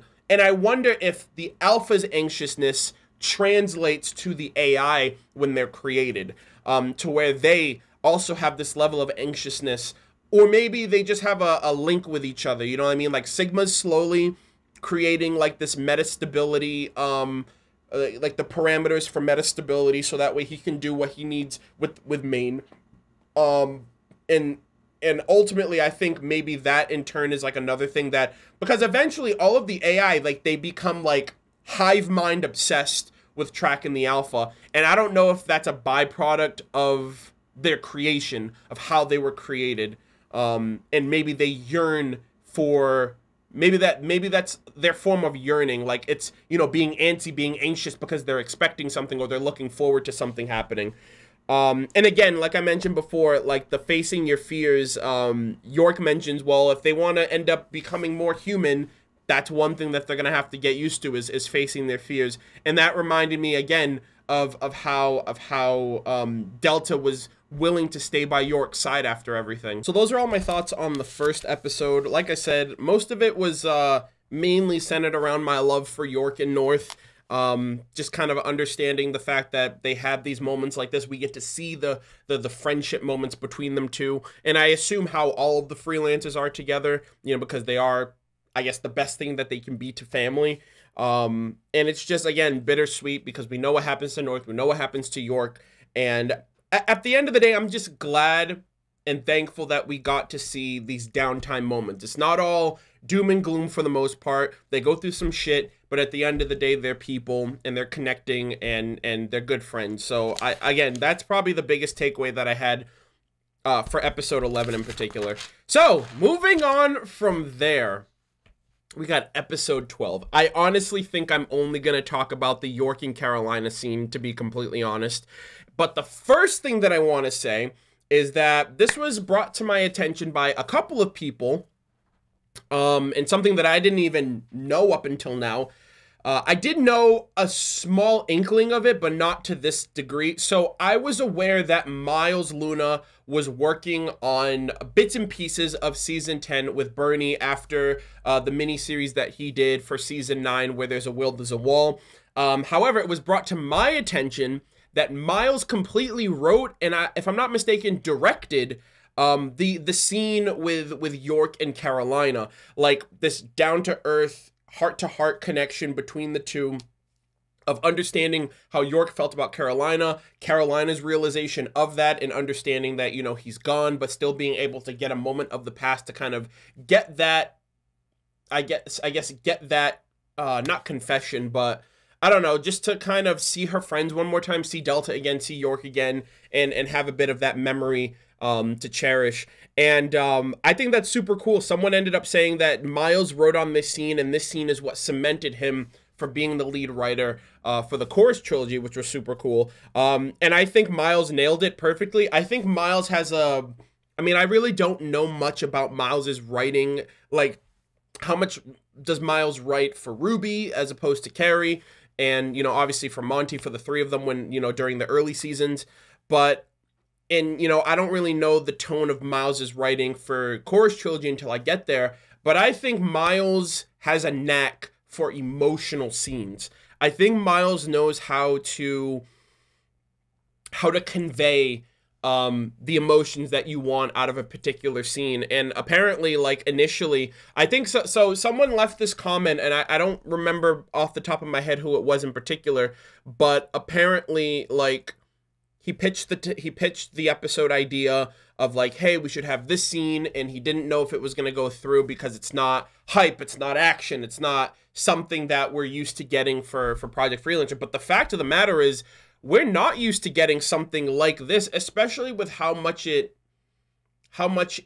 makes Carolina vulnerable, right? She's this hard ass, she's always hard on herself, she's always yelling at somebody or demanding orders, or she's trying to be strong, or she's trying to be authoritative. We don't really see her let her walls down. We don't really see her kind of open up, at least not with the Reds and Blues especially. And I think that was another big thing too of giving her that kind of characterization of realizing, hey, Caroline is not just a bitch with an attitude. She's, you know, she's gone through some hard times.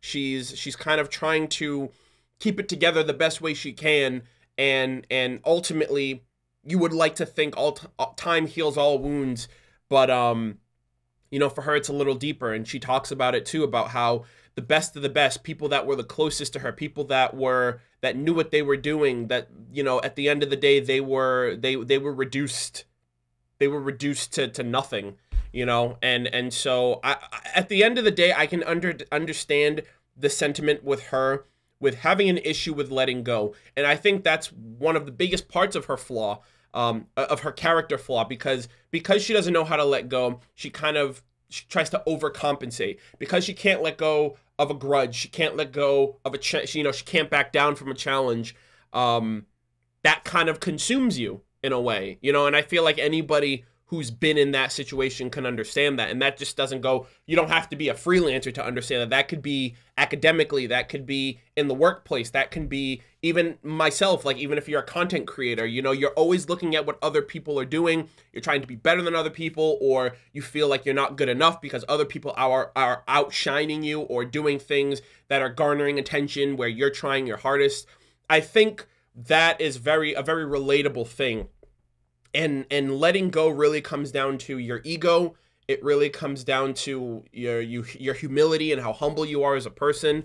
And I think Carolina just got lost in all of that. You know what I mean? She got lost in it all because she was #1 for so long, and she was running circles around everyone around her, and then Tex comes out of nowhere, throws her out of whack. Sigma jumps into the picture, toys with that emotion along with Gamma, and that's a recipe for disaster for somebody who is always striving to be the best, who's always seemingly striving for validation, right? I feel like Carolina is always striving for validation from the director, more so than anyone else, to the point where it becomes a detriment to her.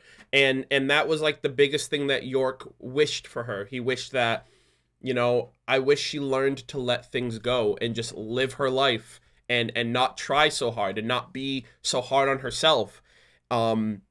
I like died a little inside from that episode, from that moment in particular, the York and Carolina scene. Again, I was going back and forth of it from the last batch for the last episode that I kind of talked about, but it really put into perspective, or rather made me, it's gonna sound weird, but it made me appreciate York's death a lot more, instead of just looking at it as a no-name died, like, oh, who the hell is that? Okay, whatever, he died, whatever, moving on. You know, York's death was something that I batted an eye at, because it was like, I don't know this character, I can't, you know, be attached to this character, you know, to the extent that I am now, because they didn't give us anything. And then we get this prequel story, and retroactively it makes me care so much about how he died. And the fact that I really feel like his death was the cheapest of all of them. You know what I mean? A stray bullet, boom, you're dead. You know? Especially because he made it out and he was doing so well until Tex showed up. And I never want to really undersell Tex. Also, I thought it was really cool that this parallels the Out of Mind miniseries, with it also being called Out of Mind. It takes place at the setting of Out of Mind, at the location of York's death. And it's, you know, York and Carolina focus, which was really great. But going back to it as well, when you find out what Tex is based on, she's based on the Alpha's failure, or the director's failure rather. It puts into perspective that York died because of Tex's failure. The fact that they both run in and her gun jams, and that's because no matter what she's trying to do, she's always gonna fail, and her failure got him killed. Okay, I'll take the lead. Give me 15 seconds, then follow. Sync? Sync. Fire detected. Cover recommended. Damn it! Jam! Cover! Ah! York, are you okay? How bad is it, D? York will not survive. Another thing to consider too about Carolina's feelings as a whole is that, you know, she mentions the best of the best wasn't good enough. And I really think at its core, right, she's comparing her Project Freelancer buddies to this ragtag group of reds and blues, and she's like, well, you know, if the best of the best, my best friends weren't good enough, what makes it, you know, if I couldn't trust them, what makes you think I'm going to trust a ragtag team of idiots? And honestly, the linchpin in all of that is the director. Project Freelancer was doomed, like, the Reds and the Freelancers were set up for failure from the jump. They were pitted against each other to be combatants, not teammates. Despite the director's insistence on, I expect you to act as a team. Like, no, you expect them to outshine and, you know, trample over themselves to be on the top of the leaderboard. And people like CT, who didn't, you know, kiss your ass, were the ones that you kind of casted away to the wayside, because it's like, oh, well, if she's not going to play ball, then I don't need her. And everybody else is trying to vie for your attention, for your validation, for a spot at the top, to be useful in some capacity. Whereas the Reds and the Blues, they are legitimately, like, literally innocent idiots who are doing their own thing. They don't cause trouble for other people. They kind of get dragged along into all of the Project Freelancer director nonsense, more so than are a product of it. You know what I mean? And so at the end of the day, I think it sucks when somebody goes through something and other people have to pay for it. I guess the best example I can give is like in terms of relationships, right? It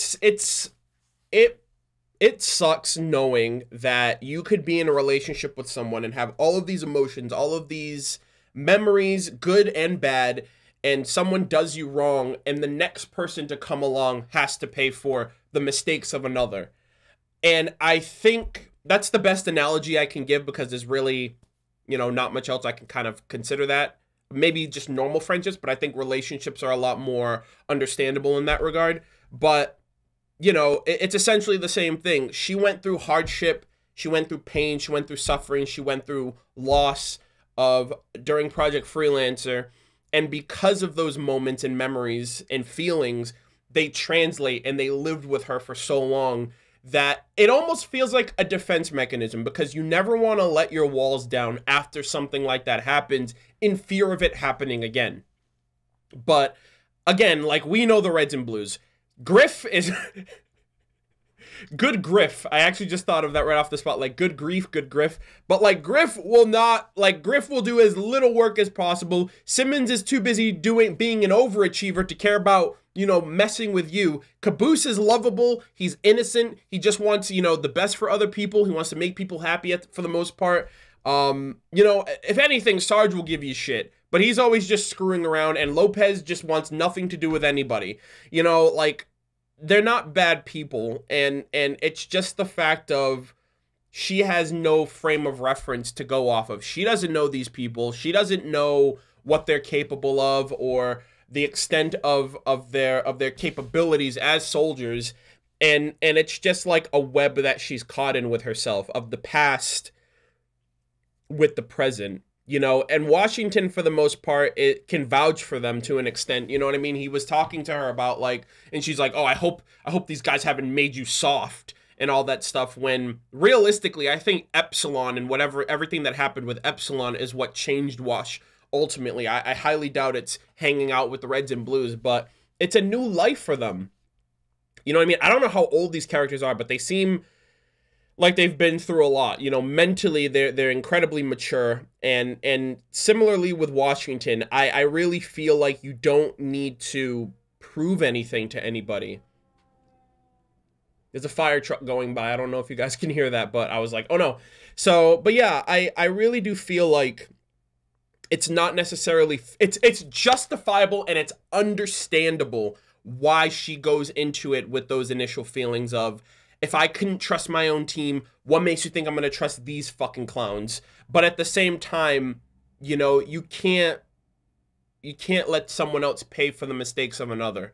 You know what I mean? If the director's your goal, at the very least, you need to see eye to eye with people. Because it's just like what Epsilon said. It's like, you come out of nowhere, you know, you come back from the dead, seemingly. You round up all of my friends. You bring me back, and you just want to use us. And you're not even being open and honest. Like, honesty and communication's a two-way street. You clearly didn't get that with the director.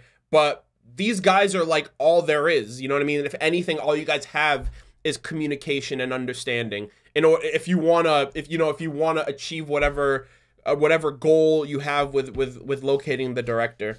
So I just wanted to mention that initially, because I think that is a big point of why she is who she is, at least now. And maybe it goes even beyond that, because it seems like she's only gotten progressively worse.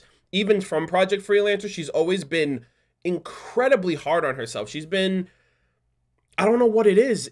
I don't know what it is that makes her so hardened and makes her so, I don't know. She's just a hardened individual, and like, she has that potential for a softer side, you know what I mean? Especially when she opened up to Epsilon and she was talking about, you know, and she was reminiscing about York right then and there, seeing Delta again and all of that stuff. I just really hope that with what happened with Wash. You know, he has his redemption. He's got a second shot at life. And it seems like, you know, he's reflecting on things as well, with Caboose mentioning, oh, you know, we can trust you. We are friends after all. And that, like, broke my heart. That broke my heart so much to see Washington and realize that Washington had all of these friends. He went through missions with them. He had funny moments. He ate lunch with them. You know what I mean? Like, they were all so interconnected with each other. And after Project Freelancer, his job was to go and round up the bodies of his dead friends. That's his life now, post-Epsilon. Has all that crazy, fucked up mental shit going on with him, changes him forever as a character. He's no longer the runt of the litter. Goes around and has to carry the pain of bringing back, being Recovery 1, bringing back the bodies of North Dakota, of York. You know, getting shot in the back by South, being fucked up by the Meta. You know, like, that's a hard life to live, and to the point where he was even willing to just, like, say, fuck it. Like, I don't give a fuck about these Reds and Blues. I'll shoot Donut. I'll fucking cause a scene. I don't give a shit about you guys. I just want out of this. You guys have no idea the hell that I've been through. And I didn't know the hell that he went through during that time either, because it was so hard to see, like, is he a good guy? Is he a bad guy? Is he an anti-villain? Like, why is he switching so quickly? And now I have the perspective now to where it's completely understandable why he went through what he went through, to just be done with Project Freelancer, with the director, with the chairman, with the UNSC, with everything. And, you know, now he has a second shot at life. Now he's with the blue team, which is great, because even more reason for Wash to be my favorite, because he's on my favorite team in the place of my favorite character, even though I don't think anyone will ever top Church for me. But, you know, he has a second shot at life. He seems to be coming around to the Reds and Blues and just understanding, you know, they're not exactly smart, but they're not harmful. You know what I mean? They're harmless people, innocent people, just doing their job the best they know how.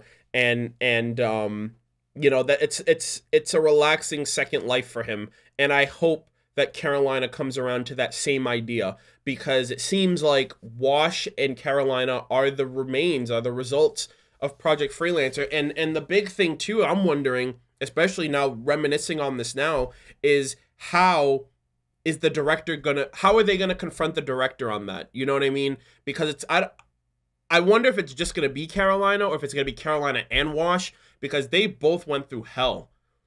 Actually, no, it couldn't be Wash, because Wash faked his death. So I don't know if Wash will put himself out there to that extent, but obviously it's Carolina's mission to find the director, to confront him, and to have him pay or make amends or to atone for what he did, whether that be turn himself in, whether that be her killing him herself as a form of, you know, revenge, or feeling like that's what needs to be done because everyone else is dead, so, you know, you gotta go too.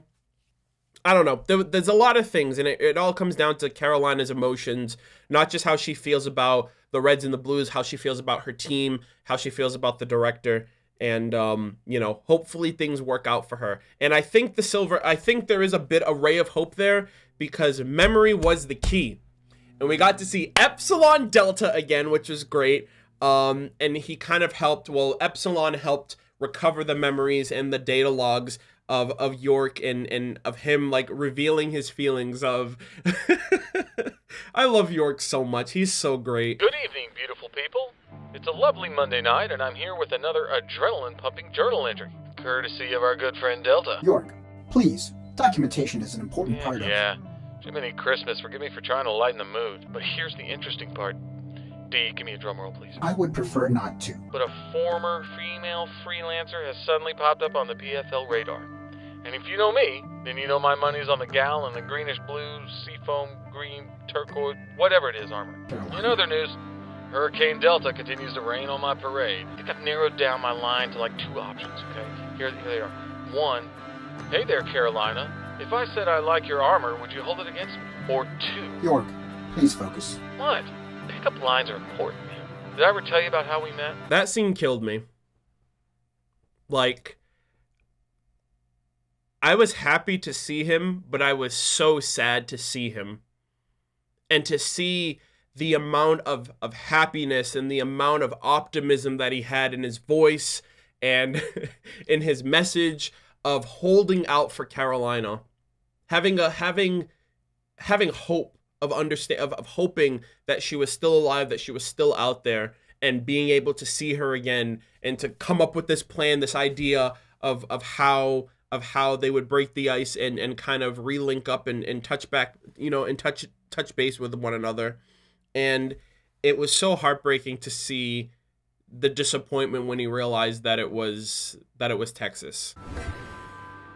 Agent Foxtrot 12, journal entry 0424, intercepted another transmission from command today. They have confirmed that Agent Texas continues to evade their response teams. That she still does possess the Omega AI. Nothing more to report. York. You know, D, I bet if I had opened up with a pickup line, I would have never seen her again. Why is that? Because she probably would have busted my other eye. What would you have told her, York? I would have told her that I understand why she did what she did. I just wish she hadn't. I wish she could have learned to let things go. I guess I should too. You know, I don't want to beat a dead horse at this point. I feel like enough people have heard me say it, and I don't think I can say it enough, but I feel so bad for these characters, man. I feel so bad for every single one of them, for what happened to them and the shit that they had to go through. And York was, I think it was the best way to put it. And Miles did a really great job at translating those emotions really well, of like, this is the guy, you know, this is the dude that we all met during, you know, Out of Mind. The same guy that we knew nothing about, who had a one-off death that we eventually got to know and love over the last 2 seasons of Project Freelancer, who died never getting to tell Carolina he loved her or how he felt about her. And that she had to find that out after he's dead through these data logs.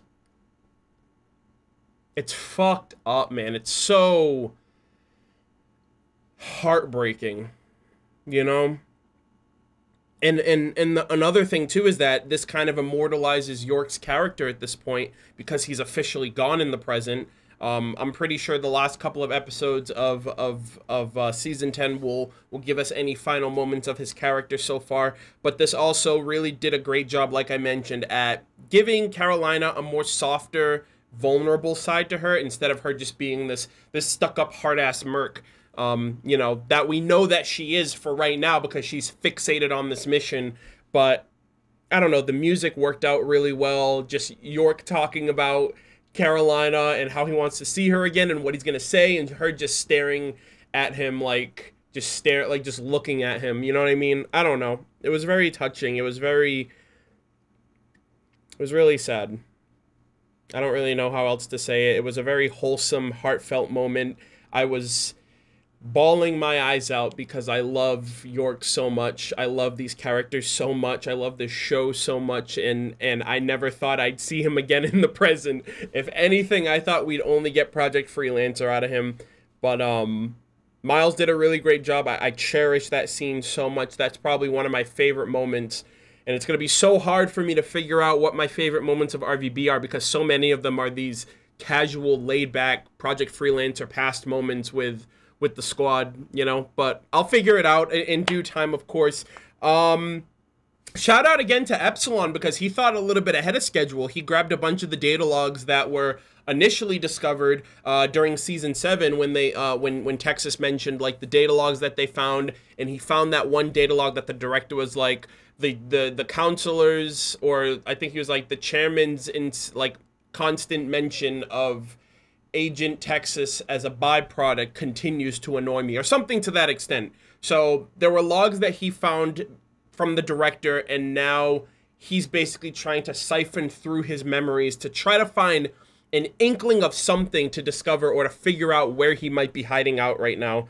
Another thing here that I wanted to mention, also shout out really quick, I also don't want to undersell not just the fact that this was a scene between York and Carolina, but also York and Delta's interaction post Project Freelancer is great. Like, they have such great chemistry and like their banter back and forth where you know, York's trying to be charismatic and upbeat and funny, and Delta's just like, it's like, York, come on.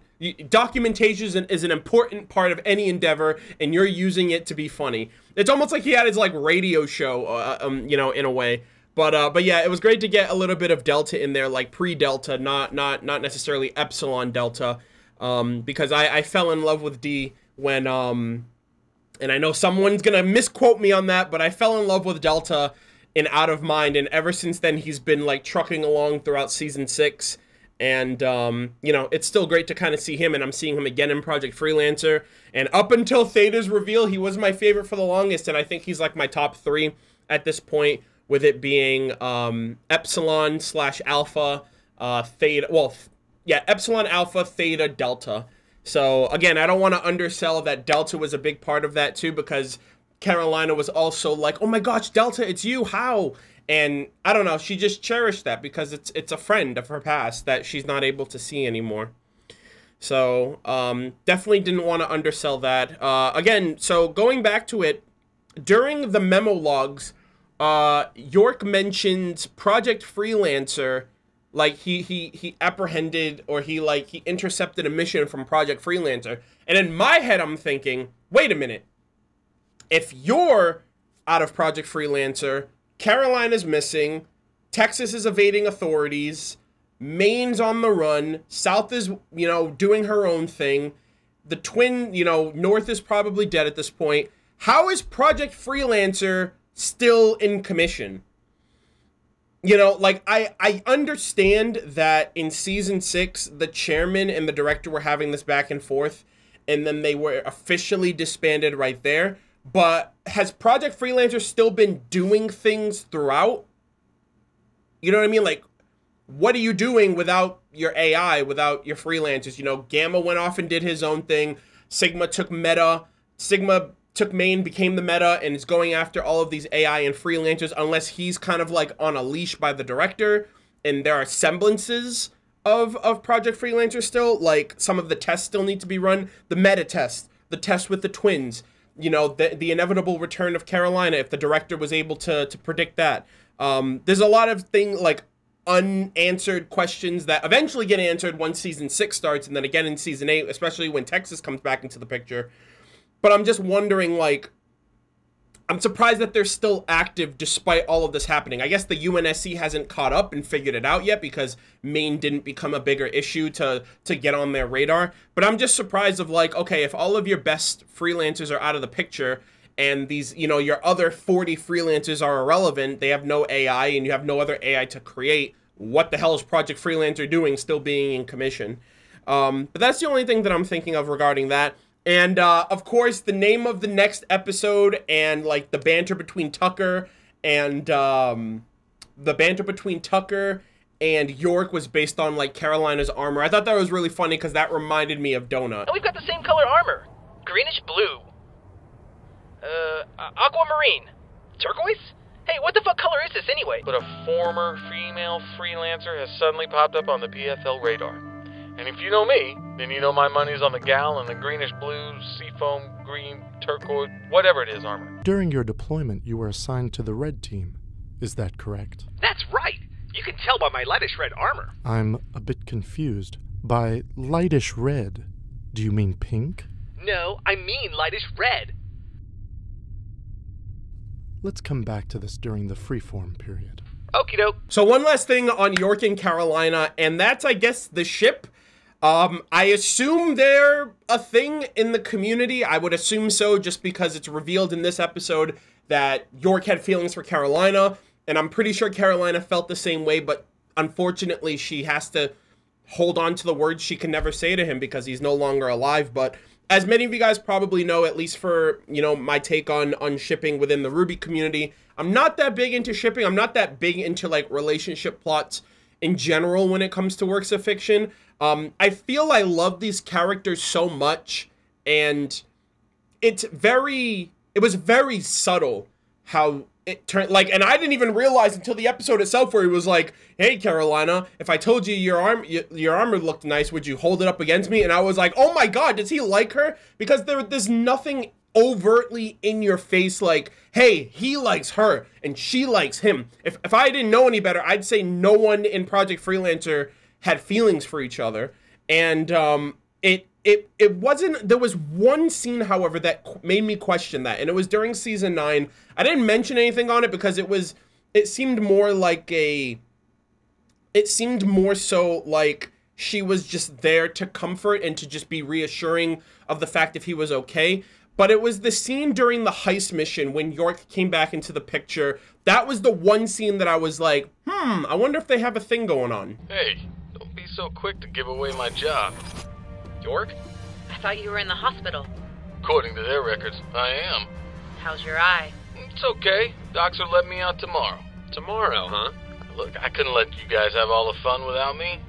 Besides, you need someone to get you in. Listen, I'm happy to see him too, but this mission, I don't know. Hey, if York says he's good, then he's good. It's your call, boss. You're good, right? Okay, look, I said I was okay. Good might be overselling it a little. But again, it was super subtle. And there, like, after this episode, like, if we see more interactions between York and Carolina in the past, it would make his death even worse. It would make it so much more painful, and it would make that scene so much more heart-wrenching if I were to watch it again, knowing how much he fucking cared about her. And how she was just...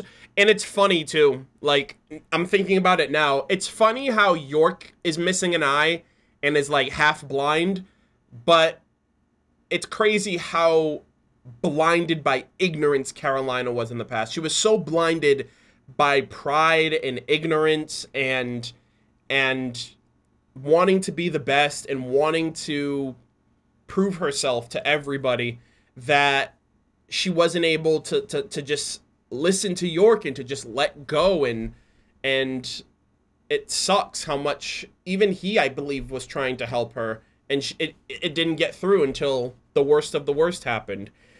So again, I think their shipping name is Yorkalina, or Cork. I don't know if that one would work. I think Yorkalina is the actual one. I like it. It's nice. It's tragic more than anything. So you know what I mean? It's like what's it called? It's like Arcos, like Jean and Pyrrha. It's like it happens, but then tragedy strikes. And that's another crazy thing, too, when you think about it. That's another parallel that I didn't consider, is that another parallel dynamic between Pyrrha and Carolina is that in Red vs. Blue, it seems Carolina survives, whereas in Ruby, Pyrrha dies. So that's another complete 180 of their character, of a characterization analysis between the two, since they're both by the same company, voiced by the same character, have a lot of similarities and a lot of differences to them. But yeah, that's it. Another thing, too, before we jump into the next episode, is that when Carolina ends up coming back, she settles things with Epsilon. They kind of make amends that, okay, we all have to work together. The director has to pay for what he did to me, to the twins, to York, to Wash, to everybody, and even to Epsilon, right? Because Epsilon is the memories of the Alpha, and we know, as of right now, the Alpha is being tortured, being spliced constantly. We haven't seen him since season 9 before the heist, right? And then when Delta's created, we can, like, it already snaps like, oh shit, Alpha's being tortured. So she's right too, that in a way, you really can't be mad at Epsilon because he went through his own form of torture. He went through his own bullshit while everyone else was being toyed with by Sigma, by the director, by the counselor, and, everything else in between. So, they all put their, basically, I think they're going to compromise. They're going to, put aside their differences and at least learn to trust each other for the sake of a common goal, which is tracking down the director, and the director's the bad guy instead of fighting amongst each other. But Carolina mentions when she gets back to the group, when they make it to Valhalla, she mentioned, no, before they do, she mentions, there's an old ship that crashed in a freelancer outpost a few years back. Outpost 17B? You mean we're going back to Valhalla? She said a few years back. Again, this goes back to what I said before. How long has it been since season 5? a few years back is a long time. Like, a few years. So, it's been at least 14 months from Season 5 to Season 6. And then, how long has it been from Season 6 to Season 10, right? Because after Season 8 in the Epsilon unit, a bunch of time passed, but was that a few years? It doesn't seem like more than, like, a few months, if anything. Honestly, if I'm being completely honest with you, it doesn't even feel like a few days. But, like, again, it's hard for me to distinguish any amount of time passing.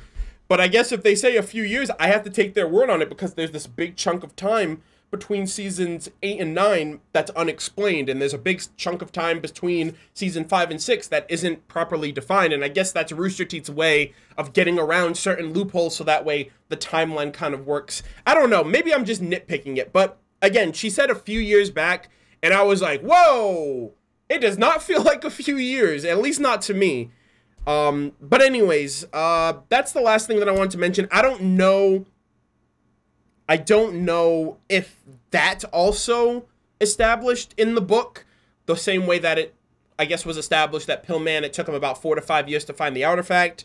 I don't know if it's specifically defined in time how long it's been since the airship has, like, since you know, the Sheila airship crashed into Valhalla, after season 5 up to where we are now with season 10.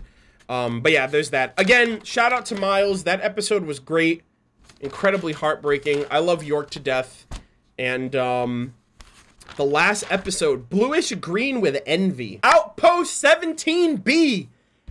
Throwback. A home away from home. The first thing I thought of right when they mentioned Valhalla was Donut. It's been, like, I want to say like 3 seasons since we've seen this guy when he got shot. And I think it was at the end of season 7, right, that he got shot. And that's what set up for season 8 and the Warthog crashing through the wall, Wash teaming up with the Meta. And he got shot, but I've since seen the deleted scene where Sheila releases the recovery mode, all units. Donut's actually alive. And I just wonder when they're going to, if they're going to show him off now that they're in Valhalla, if they're going to figure out what happened to him, where he's been, what's he been doing this entire time, because it's like, he got shot, he died, and then everyone moved on to, you know, to season 8 and beyond. And then even more so than that, did, you know, after season 8, when everything, like, dispersed, when Wash ended up grouping up with the Reds and Blues, did they ever go back to Valhalla? And if they did, what became of Donut? So that's the first thing. Another thing too, and I just had like a flub on it, Doc as well. Like, I don't know what, because like the last thing I remember of Doc was that he threw like that cable to help Washington. He was like, that was the second worst throw ever of all time. And he's like, what do you want from me? I ran track in high school. So like, he's another one too. Granted, he's not like exactly tethered to the Reds and Blues like Donut is. He's a part of the Red team. But Doc is also a pivotal character to the series as a whole. He bops in and out whenever he's needed. I can understand if he just went back to command, if his services weren't needed. But at the same time, I'm just wondering what happened to him after the Reds and Blues went their own separate way. The capture unit was thrown into storage, and things were left off at that. So those two are the first ones that Lopez as well. Didn't Lopez back himself up? Because Doc shot Lopez and Donut. So that's another thing too. Lopez, Doc, and Donut. I want to know if these guys are going to show back up again. It's been so long. I almost forgot about Lopez. Holy shit. Yeah, so Lopez, Doc, and Donut. I think Lopez backed himself up on a file, so he should be okay. Another thing too is, like, I wonder if Lopez is kind of considered an AI.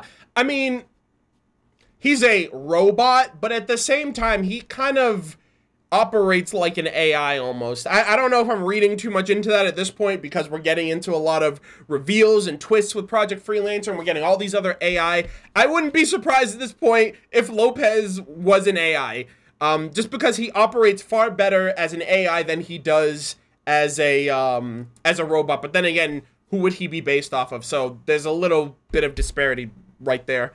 But anyways, Doc, Donut, and Lopez's return. I really hope I really want them to return, like, within these next 3 batches that I watch, you know, because they've been out of the loop for so long. So, Doc, Donut, and Lopez's return, hopefully Season 10, if not, most likely Season 11. And then from here, they're going to go and recover Tex's body. They're going to try to find clues on it. They have the ship logs as well, because I'm assuming they're going to go and check out Sheila's ship. And, you know, that was basically a Season 6 thing with Sheila/Phyllis after the ship crashed. I believe it was Season 6 that when Washington appeared on the scene, they were kind of going through the logs on the ship, and it kind of told them of what happened, of how the meta kind of approached the situation and the ship crashing and all that other stuff. Beginning playback. Warning, system failure. Sheila, damage report, down! Rear stabilizer offline, navigation offline, and my system clock does not match interior records. Did Gamma get loose? Negative, but I do not know how much longer I can contain... Computer, what about there? In the canyon, can we land? Analyzing data. Just tell me, can you get us there? I am unable to calculate... Sheila, give me manual controls now! Acknowledged. Manual controls activated. Warning. Decompression. What? Rear doors open. Where are they going? Close the hatch! Rear doors open. Wait! Acknowledged. Warning. What happened to... Altitude critical. Brace for impact. Brace for impact. Brace. Hold on, everyone! Brace for impact. Hold on! Brace for impact. Everybody just hold on! And this is probably one of the most, like, iconic quotes that I've gotten so far, but remember, proximity is the key. I thought memory was the key. I thought a sword was the key. And I missed the last part that Caboose mentioned there, but he was like, oh, I guess we need a key ring now for all of these different keys. I'm gonna have to stay close to her in order to find it. See? Proximity is the key. I thought memory was the key. Oh, yeah, and the sword. Sword is the key, too. Caboose, shut up! Hey, I gotta go. We'll talk later. We should probably get a key ring. 2 things that I want to mention here. I think I mentioned it in the last batch, but I really want to get a red versus blue tattoo. I think by the time I'm caught up to RVB, even right now, I'm like urging myself, I'm like feeling it in my heart to be like, I love this show so much. I've never gotten a tattoo before. This show means so much to me. I need to get this show, or a semblance or memento of this show, like imprinted on my person. And so I was looking around online, like maybe like a quote or something like that, or like an image of some sort that speaks more to red versus blue than Halo. And I was thinking of like getting maybe like memory is the key on like my forearm or something like that. And I ended up looking it up, and there is actually a memory is the key keychain that Rooster Teeth sold. Really quick, I'm just gonna put myself out there because I desperately want this. Rooster Teeth has a memory is the key keychain in the UK Rooster Teeth store. They do not have this keychain in the United States store, and I don't know where my keys are, but like I have a Ruby keychain that I got from the Rooster Teeth store when it was out, and it's basically like an embossed like Ruby, all in metal, that I have on my keychain as like a memento for my love for Ruby. And I would love to have the same thing for RVB.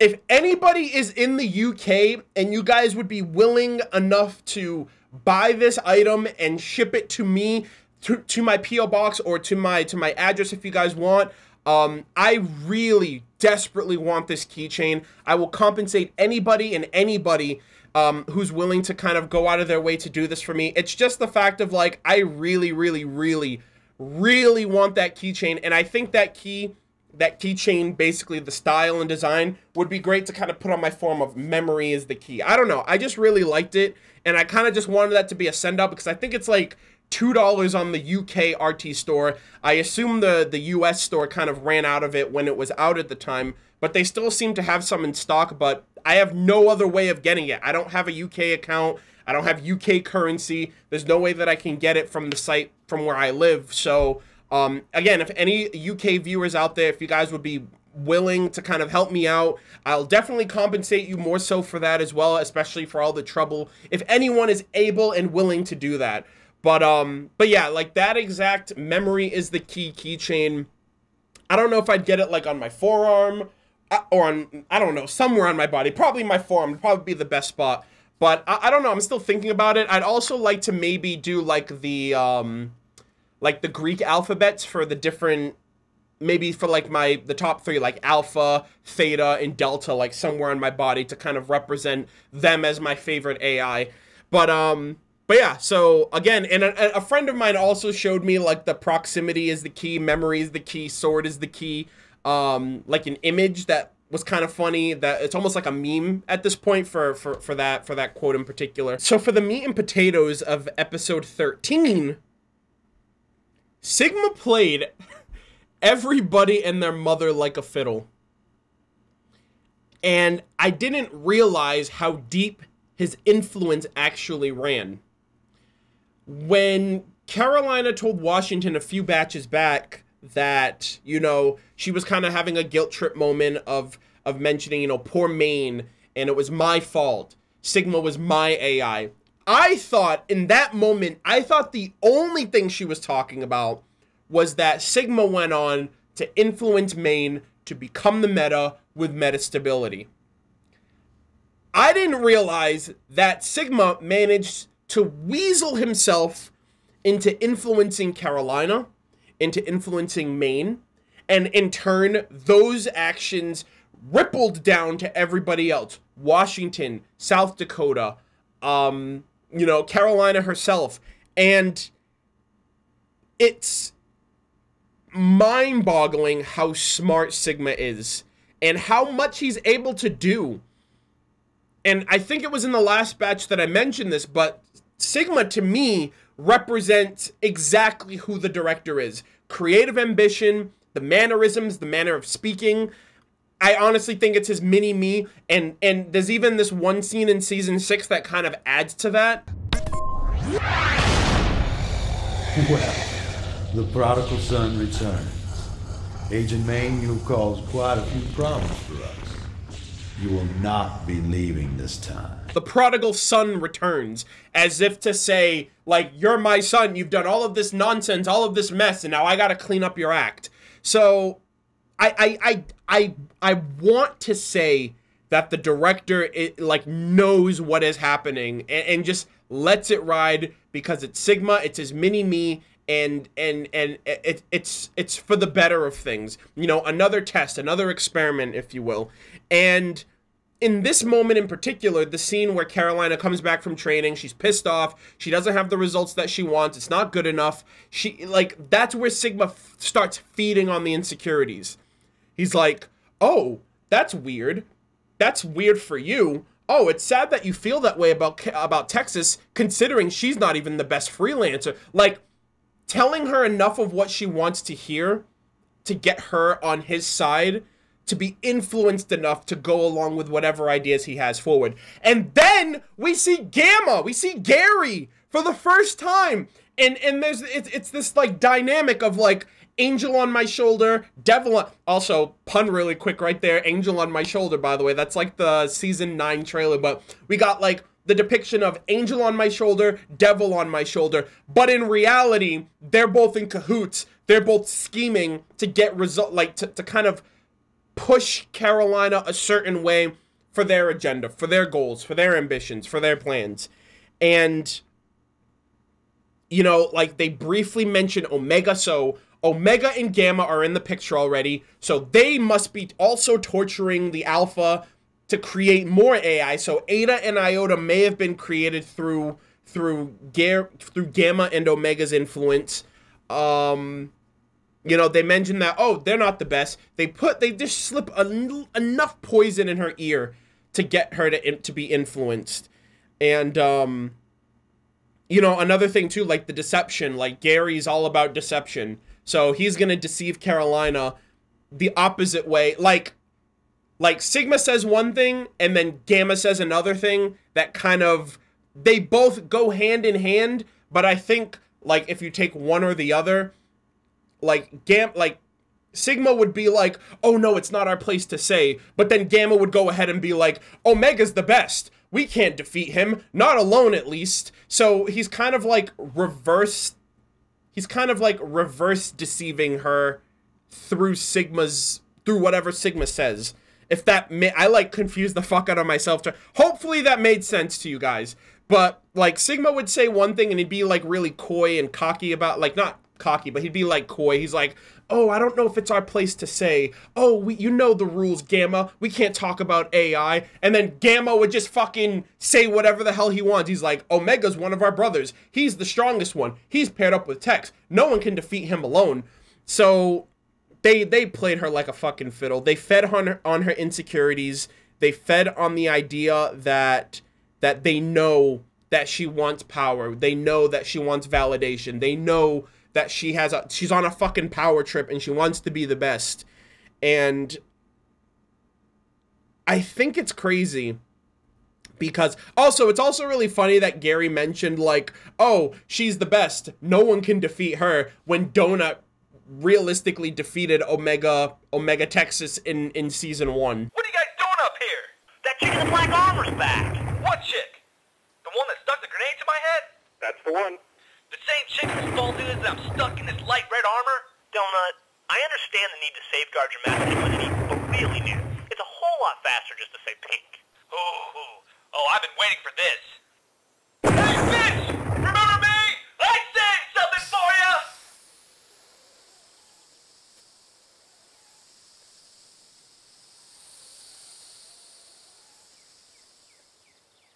Man, that girl's got a really good arm. Oh, crap. Hell yeah! 3 points, you dirty whore! It was me, oh no! But again, the concept of together, this is again, I think, more and more and more directing towards metastability. Sigma's ultimate ambition, you know, mentioning, you know, to Delta, I'll be with you soon. Mentioning to Delta again, you know, we AI should really stick together. Mentioning to Gary, oh, together, what an interesting concept, Gamma. Like, he's not stupid, like, but slowly but surely we're getting that. And what I didn't even notice initially, that I'm noticing more and more now, is that it seems like the influence is getting to Maine. Maine's having, I would assume, severe migraines. He's like cupping his head, and he just seems to be in a lot of distress. And I honestly feel really bad for him too, because he has no way of communicating that. He has no way of telling anybody. Sigma speaks for Sigma. Sigma doesn't speak for Maine, and eventually Maine's gonna be the husk through which Sigma can achieve his ambition. So it's, you know, even you know, the last batch of episodes, Sigma was just telling Maine what to do. Sick 'em. It wasn't even like Maine had any agency left. And I don't know if he does, and I don't know when or if he'll turn into the meta between now and the finale, or if we're just led to believe that after Project Freelancer fell, Sigma just basically got what he wanted. So yeah, like, all of that's really messed up. And another thing, too, that Sigma does is he kind of, I don't know if he hints at Tex being the beta, but he basically says, No, not alone. We are just fragments, after all. Pieces. Omega and Texas are something else. But if we were together... Together? What an interesting concept, Gamma. And then when Carolina confronts Tex, she says the same thing. I think Sigma knows that Tex is the beta, but maybe the director has had like a solid, like, nobody says that for any reason. No one tells anyone what Tex's true origin is. So I think Sigma knows that Tex is an AI, but Carolina interpreted that as, oh, I know her secret. She has this really powerful AI that's having her win all of these, you know, succeed in all of these missions and be at the top of the leaderboards. Sigma! He's too smart, man. He put the together idea in Carolina's head to be like, nobody can beat Sigma, nobody can beat Omega Texas alone, but together. And then it went into her head of like, together, more than one. We're only fragments, but you take those fragments and you put them together, there's strength in numbers. So Sigma is ultimately at fault here. And I really feel like it's Carolina's arrogance. You know what I mean? Like, I don't want to straight up say it's all Carolina's fault. But at the end of the day, Carolina has a choice to make. You know what I mean? And it shows very much so where her priorities are. It's not with her team. It's not with camaraderie. It's for being number one, and it's for beating Texas. And I was so upset in the episode with CT. All it took was Tex showing up, and Carolina's like, fuck my team, fuck the mission, fuck the plan, just cover me. A team leader does not do that. I'm sorry, like, no, they do not do that. So yes, while I will say that Carolina is not directly responsible for the things that have happened to her teammates, her arrogance is what made it all the more easy for those things to happen. And I'm pretty sure there's other variables there that I'm missing, of course, because I'm still not fully caught up. I don't have full context yet, but it just seemed like her head was somewhere else when it came to a lot of these things that really should have been handled a bit more tactfully and not solely for her self-absorbed image, if you will. You know, because now, and I put here, this is where Project Freelancer's undoing happens. You know, we have Carolina and Omega Texas having a pissing contest. Omega is now a part of Texas, showing levels of aggression. I mentioned that in the last batch, and I wonder if she had Omega with her when she fought CT, because she was just out for blood in that matchup. And I don't know if it was because Omega was with her. I don't know if it was because she was ultimately like trying to just complete the mission. You know, we don't need her, we just need her armor. And she was like, hey, if I kill her, it makes getting the armor all that easier. But I just think it was a lot more aggressive than what Texas is normally shown to be capable of, at least in the past. And then we got the confirmation of Ada and Iota AI that are now going to be given to Carolina because she popped off in front of the director, kind of made him look like a bitch in front of everyone, and kind of forced his hand in making that decision. And I think it's a decision that he's just like, whatever, I'm getting results either way. You're going to be the one to regret it. You know, she was like, oh, you won't regret this. He's like, no, I won't. Maybe you will, but I won't.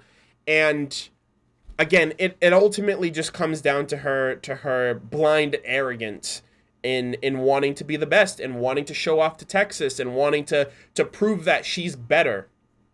And that's not a redeemable trait. That's not a great trait to have.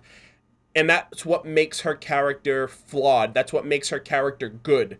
You know what I mean? Because especially if she learns from that in the present with starting her life all over again with the Reds and Blues, you can't go into battle with that arrogance, especially because you are far better than any Red and any Blue in present day, especially. So yeah, those were all of my initial thoughts, and now I kind of want to jump into this because I have two kind of diverging forms of thought here with Carolina. One of them is the domino effect of how every choice that she's made has kind of had a ripple effect and has not only affected her, but has affected her teammates, Project Freelancer, and probably the fate of everybody, believe it or not. And then the second one is Carolina as a leader. And I know I've been shitting on Carolina this entire time. It's not without reason, right? It really isn't without reason. Obviously, this is some fucked up selection process, you know, program that they're in by the director's approval. And, you know, in a perfect world, I don't think Carolina would be fit to be a leader. I honestly think North Dakota would be a far better leader and has expressed far better leadership qualities than Carolina has. For the first part, that North Dakota is compassionate, he's nurturing. From the conversations, especially that he's had with York this batch, he shows to care about his team, their well-being, you know, York being up super late, thinking and talking about Theta and making sure that he's all right. Even though Theta's an AI, not even a person, he has that level of compassion for other people, for other beings, you know what I mean? And he puts others before himself. Whereas Carolina is this reckless, hot-headed, self-absorbed person who is obsessed with rank. She's obsessed with being number one. She puts her health at risk, getting shot up by like Chain Guy and Chain Girl chasing after Tex in that mission. She puts her mental health at risk when she's training back and forth, run it again, Phyllis, like wearing herself down just to prove herself, you know? And in this situation too, it's very self-destructive, especially with how she sees these AI as simply power-ups. You know what I mean? She's like, if I get 2 AI, I'll be better than Tex because she only has 1 AI. You know, whereas North Dakota doesn't treat Theta like some power boost or some tool in the field. He treats him like a little brother. You know, and we don't even know the nature of Eta and Iota and how that chemistry is going to mix in with Carolina's personality. If it's going to be for the better, is it going to be for the worse? My opinion, it's going to be for the worst, and I have the reasons why here. But I think Carolina is just too self-destructive. She's too self-absorbed in not being good enough. She doesn't love herself enough. That's what the problem is. She doesn't love herself enough. And that is why she comes off as so obsessive, because she doesn't care as long as she gets the results to be in someone else's good graces. And again, I hope it clears up, because that's the #1 thing that York wanted. You know, he said he wanted her to just be able to let go. Let go of petty squabbles. Let go of competition, you know. Learn how to turn down or walk away from something instead of challenging it because you have something to prove, you know? But ultimately, this decision here for her, claiming Eta and Iota, there's a level of responsibility to be had. You know, Washington wants to be nice about it and be like, you know, it's not your fault. No one could have known what would have happened. And he's right to an extent, but those decisions, those choices that she made fell on her lap. You know what I mean? Like, even if you're influenced, even if you are, you know, she wasn't coerced, she was just slipped enough poison. And I guess in her moment of weakness, Sigma won. But directly and indirectly, right? And this goes all the way back to Sigma. Every AI, and again, here's another thing too. I don't think she knew at the time that these AI were all created and curated for specific people, right? She's saying that to Wash now in the present, but in the past, who knows if anybody knew what the case was with the AI until maybe, you know, later down the line. But Sigma was meant for Carolina, not for Maine. She relinquished ownership of Sigma to Maine, which indirectly caused Sigma to influence Maine to becoming the meta. So, in a way, her decision of giving up Sigma to help out her friend caused one of their greatest adversaries to be born. The selfishness of wanting not 1, but 2 AI when she was already offered 1. So 3 AI come her way at any, you know, during this entire process. The selfishness of wanting 2 AI, Eta and Iota, fucked her teammates over. And as a leader, that's awful. That is #1 reason why she's not fit to be a leader during that time. I'll say that. If she grew up, if she matures, if she learns from her past mistakes, maybe she has what it takes. I know she has what it takes to be a leader. But in that moment, Season 10, Season 9, she's not fit to be a leader. Maybe she is fit to be a leader in Season 9 because it wasn't until the AI came into the picture that all shit went to hell. But I'm going to go ahead and say that Season 10, Carolina does not deserve to be a leader. Does not deserve to be a leader. These AI fuck with her mind too much. The power gets to her too much. She's too self-absorbed, too obsessed, and screws over her teammates. Washington and South Dakota were prepped for implantation that same day for Eta and Iota. And Carolina goes, nope, I deserve it more than either of them do. Challenges the director's word. The director makes it so. Poor fucking counselor. Even the counselor got reprimanded because of it, because he's just trying to be neutral, trying to be nice about it. He's like, if you wanted to deal with cooler heads, you should have joined the Coast Guard. Like, goddamn. But Washington wouldn't have gotten Epsilon. And South Dakota would have gotten one. Now we get into what-if scenarios. Because I'm going to be going based off the director's word alone, but he said Agents Washington and South Dakota are prepped for implantation today. We have 2 AI, Ada and Iota, prepped for fields testing.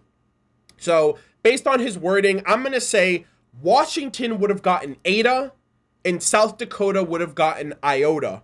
Now, I don't do this. I never do this. I never outwardly ask people to tell me things unless the show explains it or it's in the book. But for the sake of this discussion, I have gone ahead. I've asked somebody who has seen Red versus Blue to just give me the information of who these AI are based on. Like, for the alpha itself, what are they based on for the alpha? And apparently, Ada is based on fear, and Iota is based on happiness.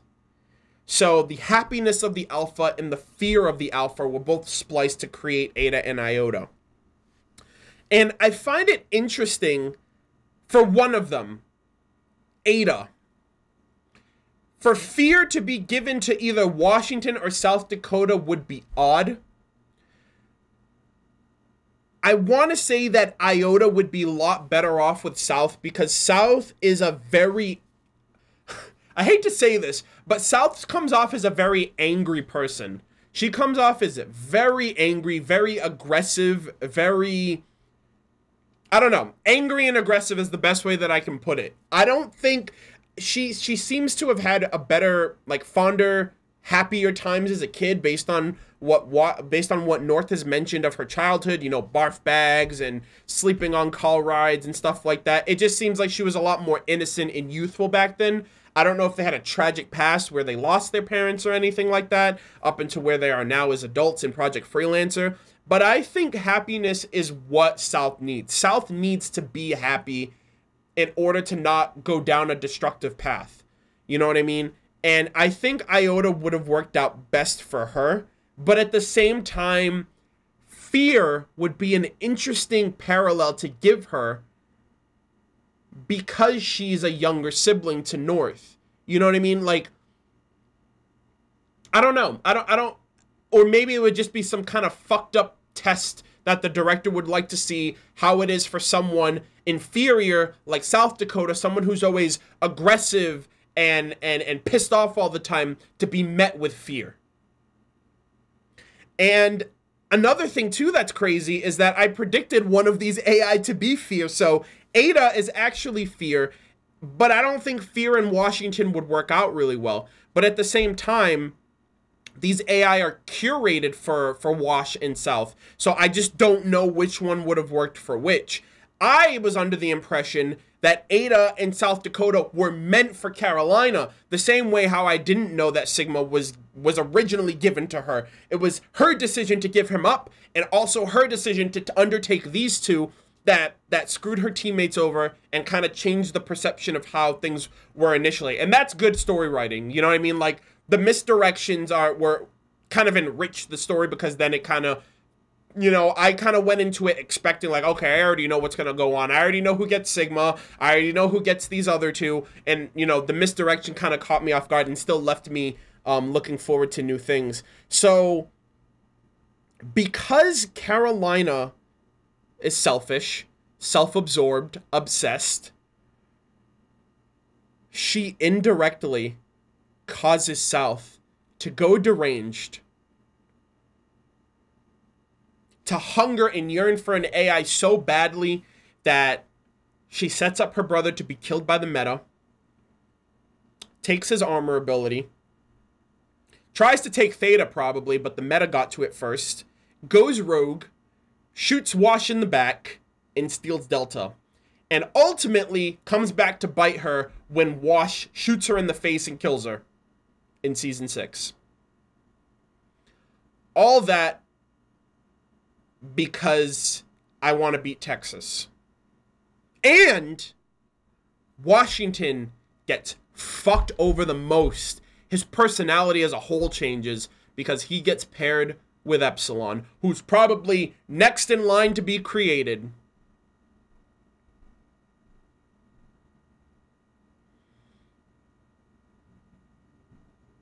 Sigma was meant for Carolina the same way that Ada and Iota were meant for South and Wash.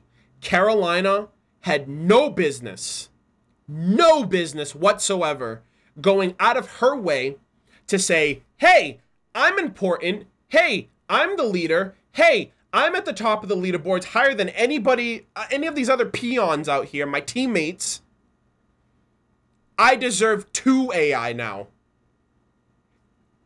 Oh my God. I can only imagine how they're going to react. South and Wash have every right to be pissed off. I'm pissed off for them because this is an unprecedented level of cockiness and arrogance on Carolina's part. I like Carolina, don't get me wrong. I like Carolina a lot. She's badass, she's a great fighter, but she has some fucked up, like, issues where she really thinks she's better than everyone else to this extent. And it aggravates me more because it's like, the more you look at it, Sigma is like a puppet master, and he's like working all of his strings right now. Carolina here, the meta here, South there, Wash there. Like, everything's working in his favor, probably by favor of the director as well, and played them all like a fiddle. Played them all like a fiddle. You know? And this really makes me think. Those are all the notes I have, by the way, but this really makes me think. What would have things been like had she just kept Sigma? If she had just kept Sigma, Maine would have probably gotten his own AI in due time. Washington would have gotten an AI that wouldn't have fucked his life over. South would have gotten an AI, would have never killed her brother, quote unquote, killed her brother. Things could have been just so different. So different. So different, man.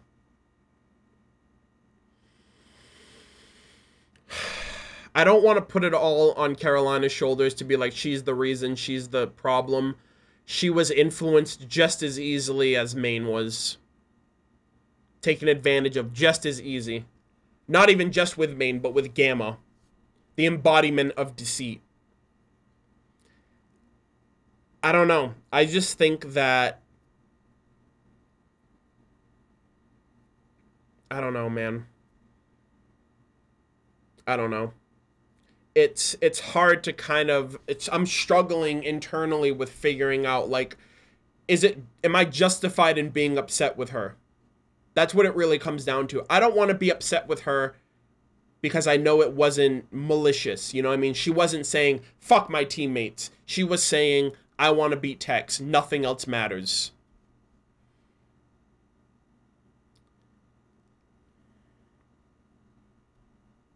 I don't know. I just know now. I don't know. I just know what is going to happen. I know what's going to happen to every single one of them. What's coming down the line right now for Washington. And I don't know. I don't know if I'm ready for it.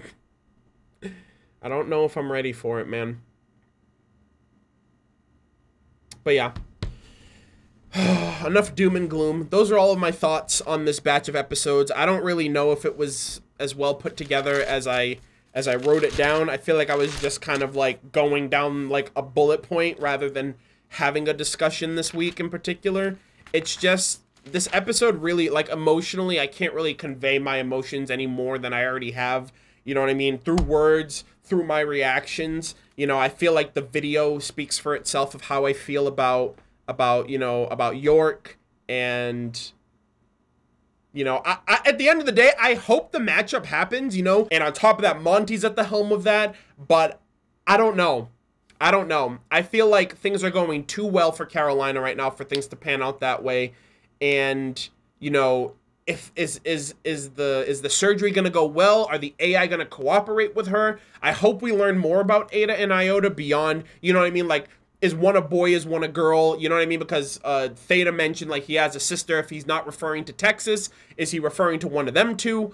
And, you know, and everything else in between. Hopefully we get to see, I don't know if we're going to see anything if we're going to see anything of that matchup, but we're most likely going to be getting Epsilon pretty soon. And I wonder if we're going to see Alpha as well. We haven't seen Alpha since Season 9. see Alpha, but like his presence. We haven't seen Alpha's presence in season 9, and up until this point, he's been getting spliced through this entire season. So, I don't know. I hope that ends up happening rather soon, but ultimately, thank you guys so much for sitting through and hearing my thoughts of Red vs. Blue Season 10, Episodes 11, 12, and 13. The next batch that comes out will, I think, be the third to last batch. Again, I think 14 to 16, 17 to 19, no, 17 to 18, wait, hold on, 14, 15, 16, 17, 18, 19, 20, 21, and 22, and then that's the wrap-up of it all. But as always, thank you guys so much for watching. I look forward to hearing all of your thoughts of anything that I mentioned in the comment section, and until next time, I will see you guys in the next video. Take care.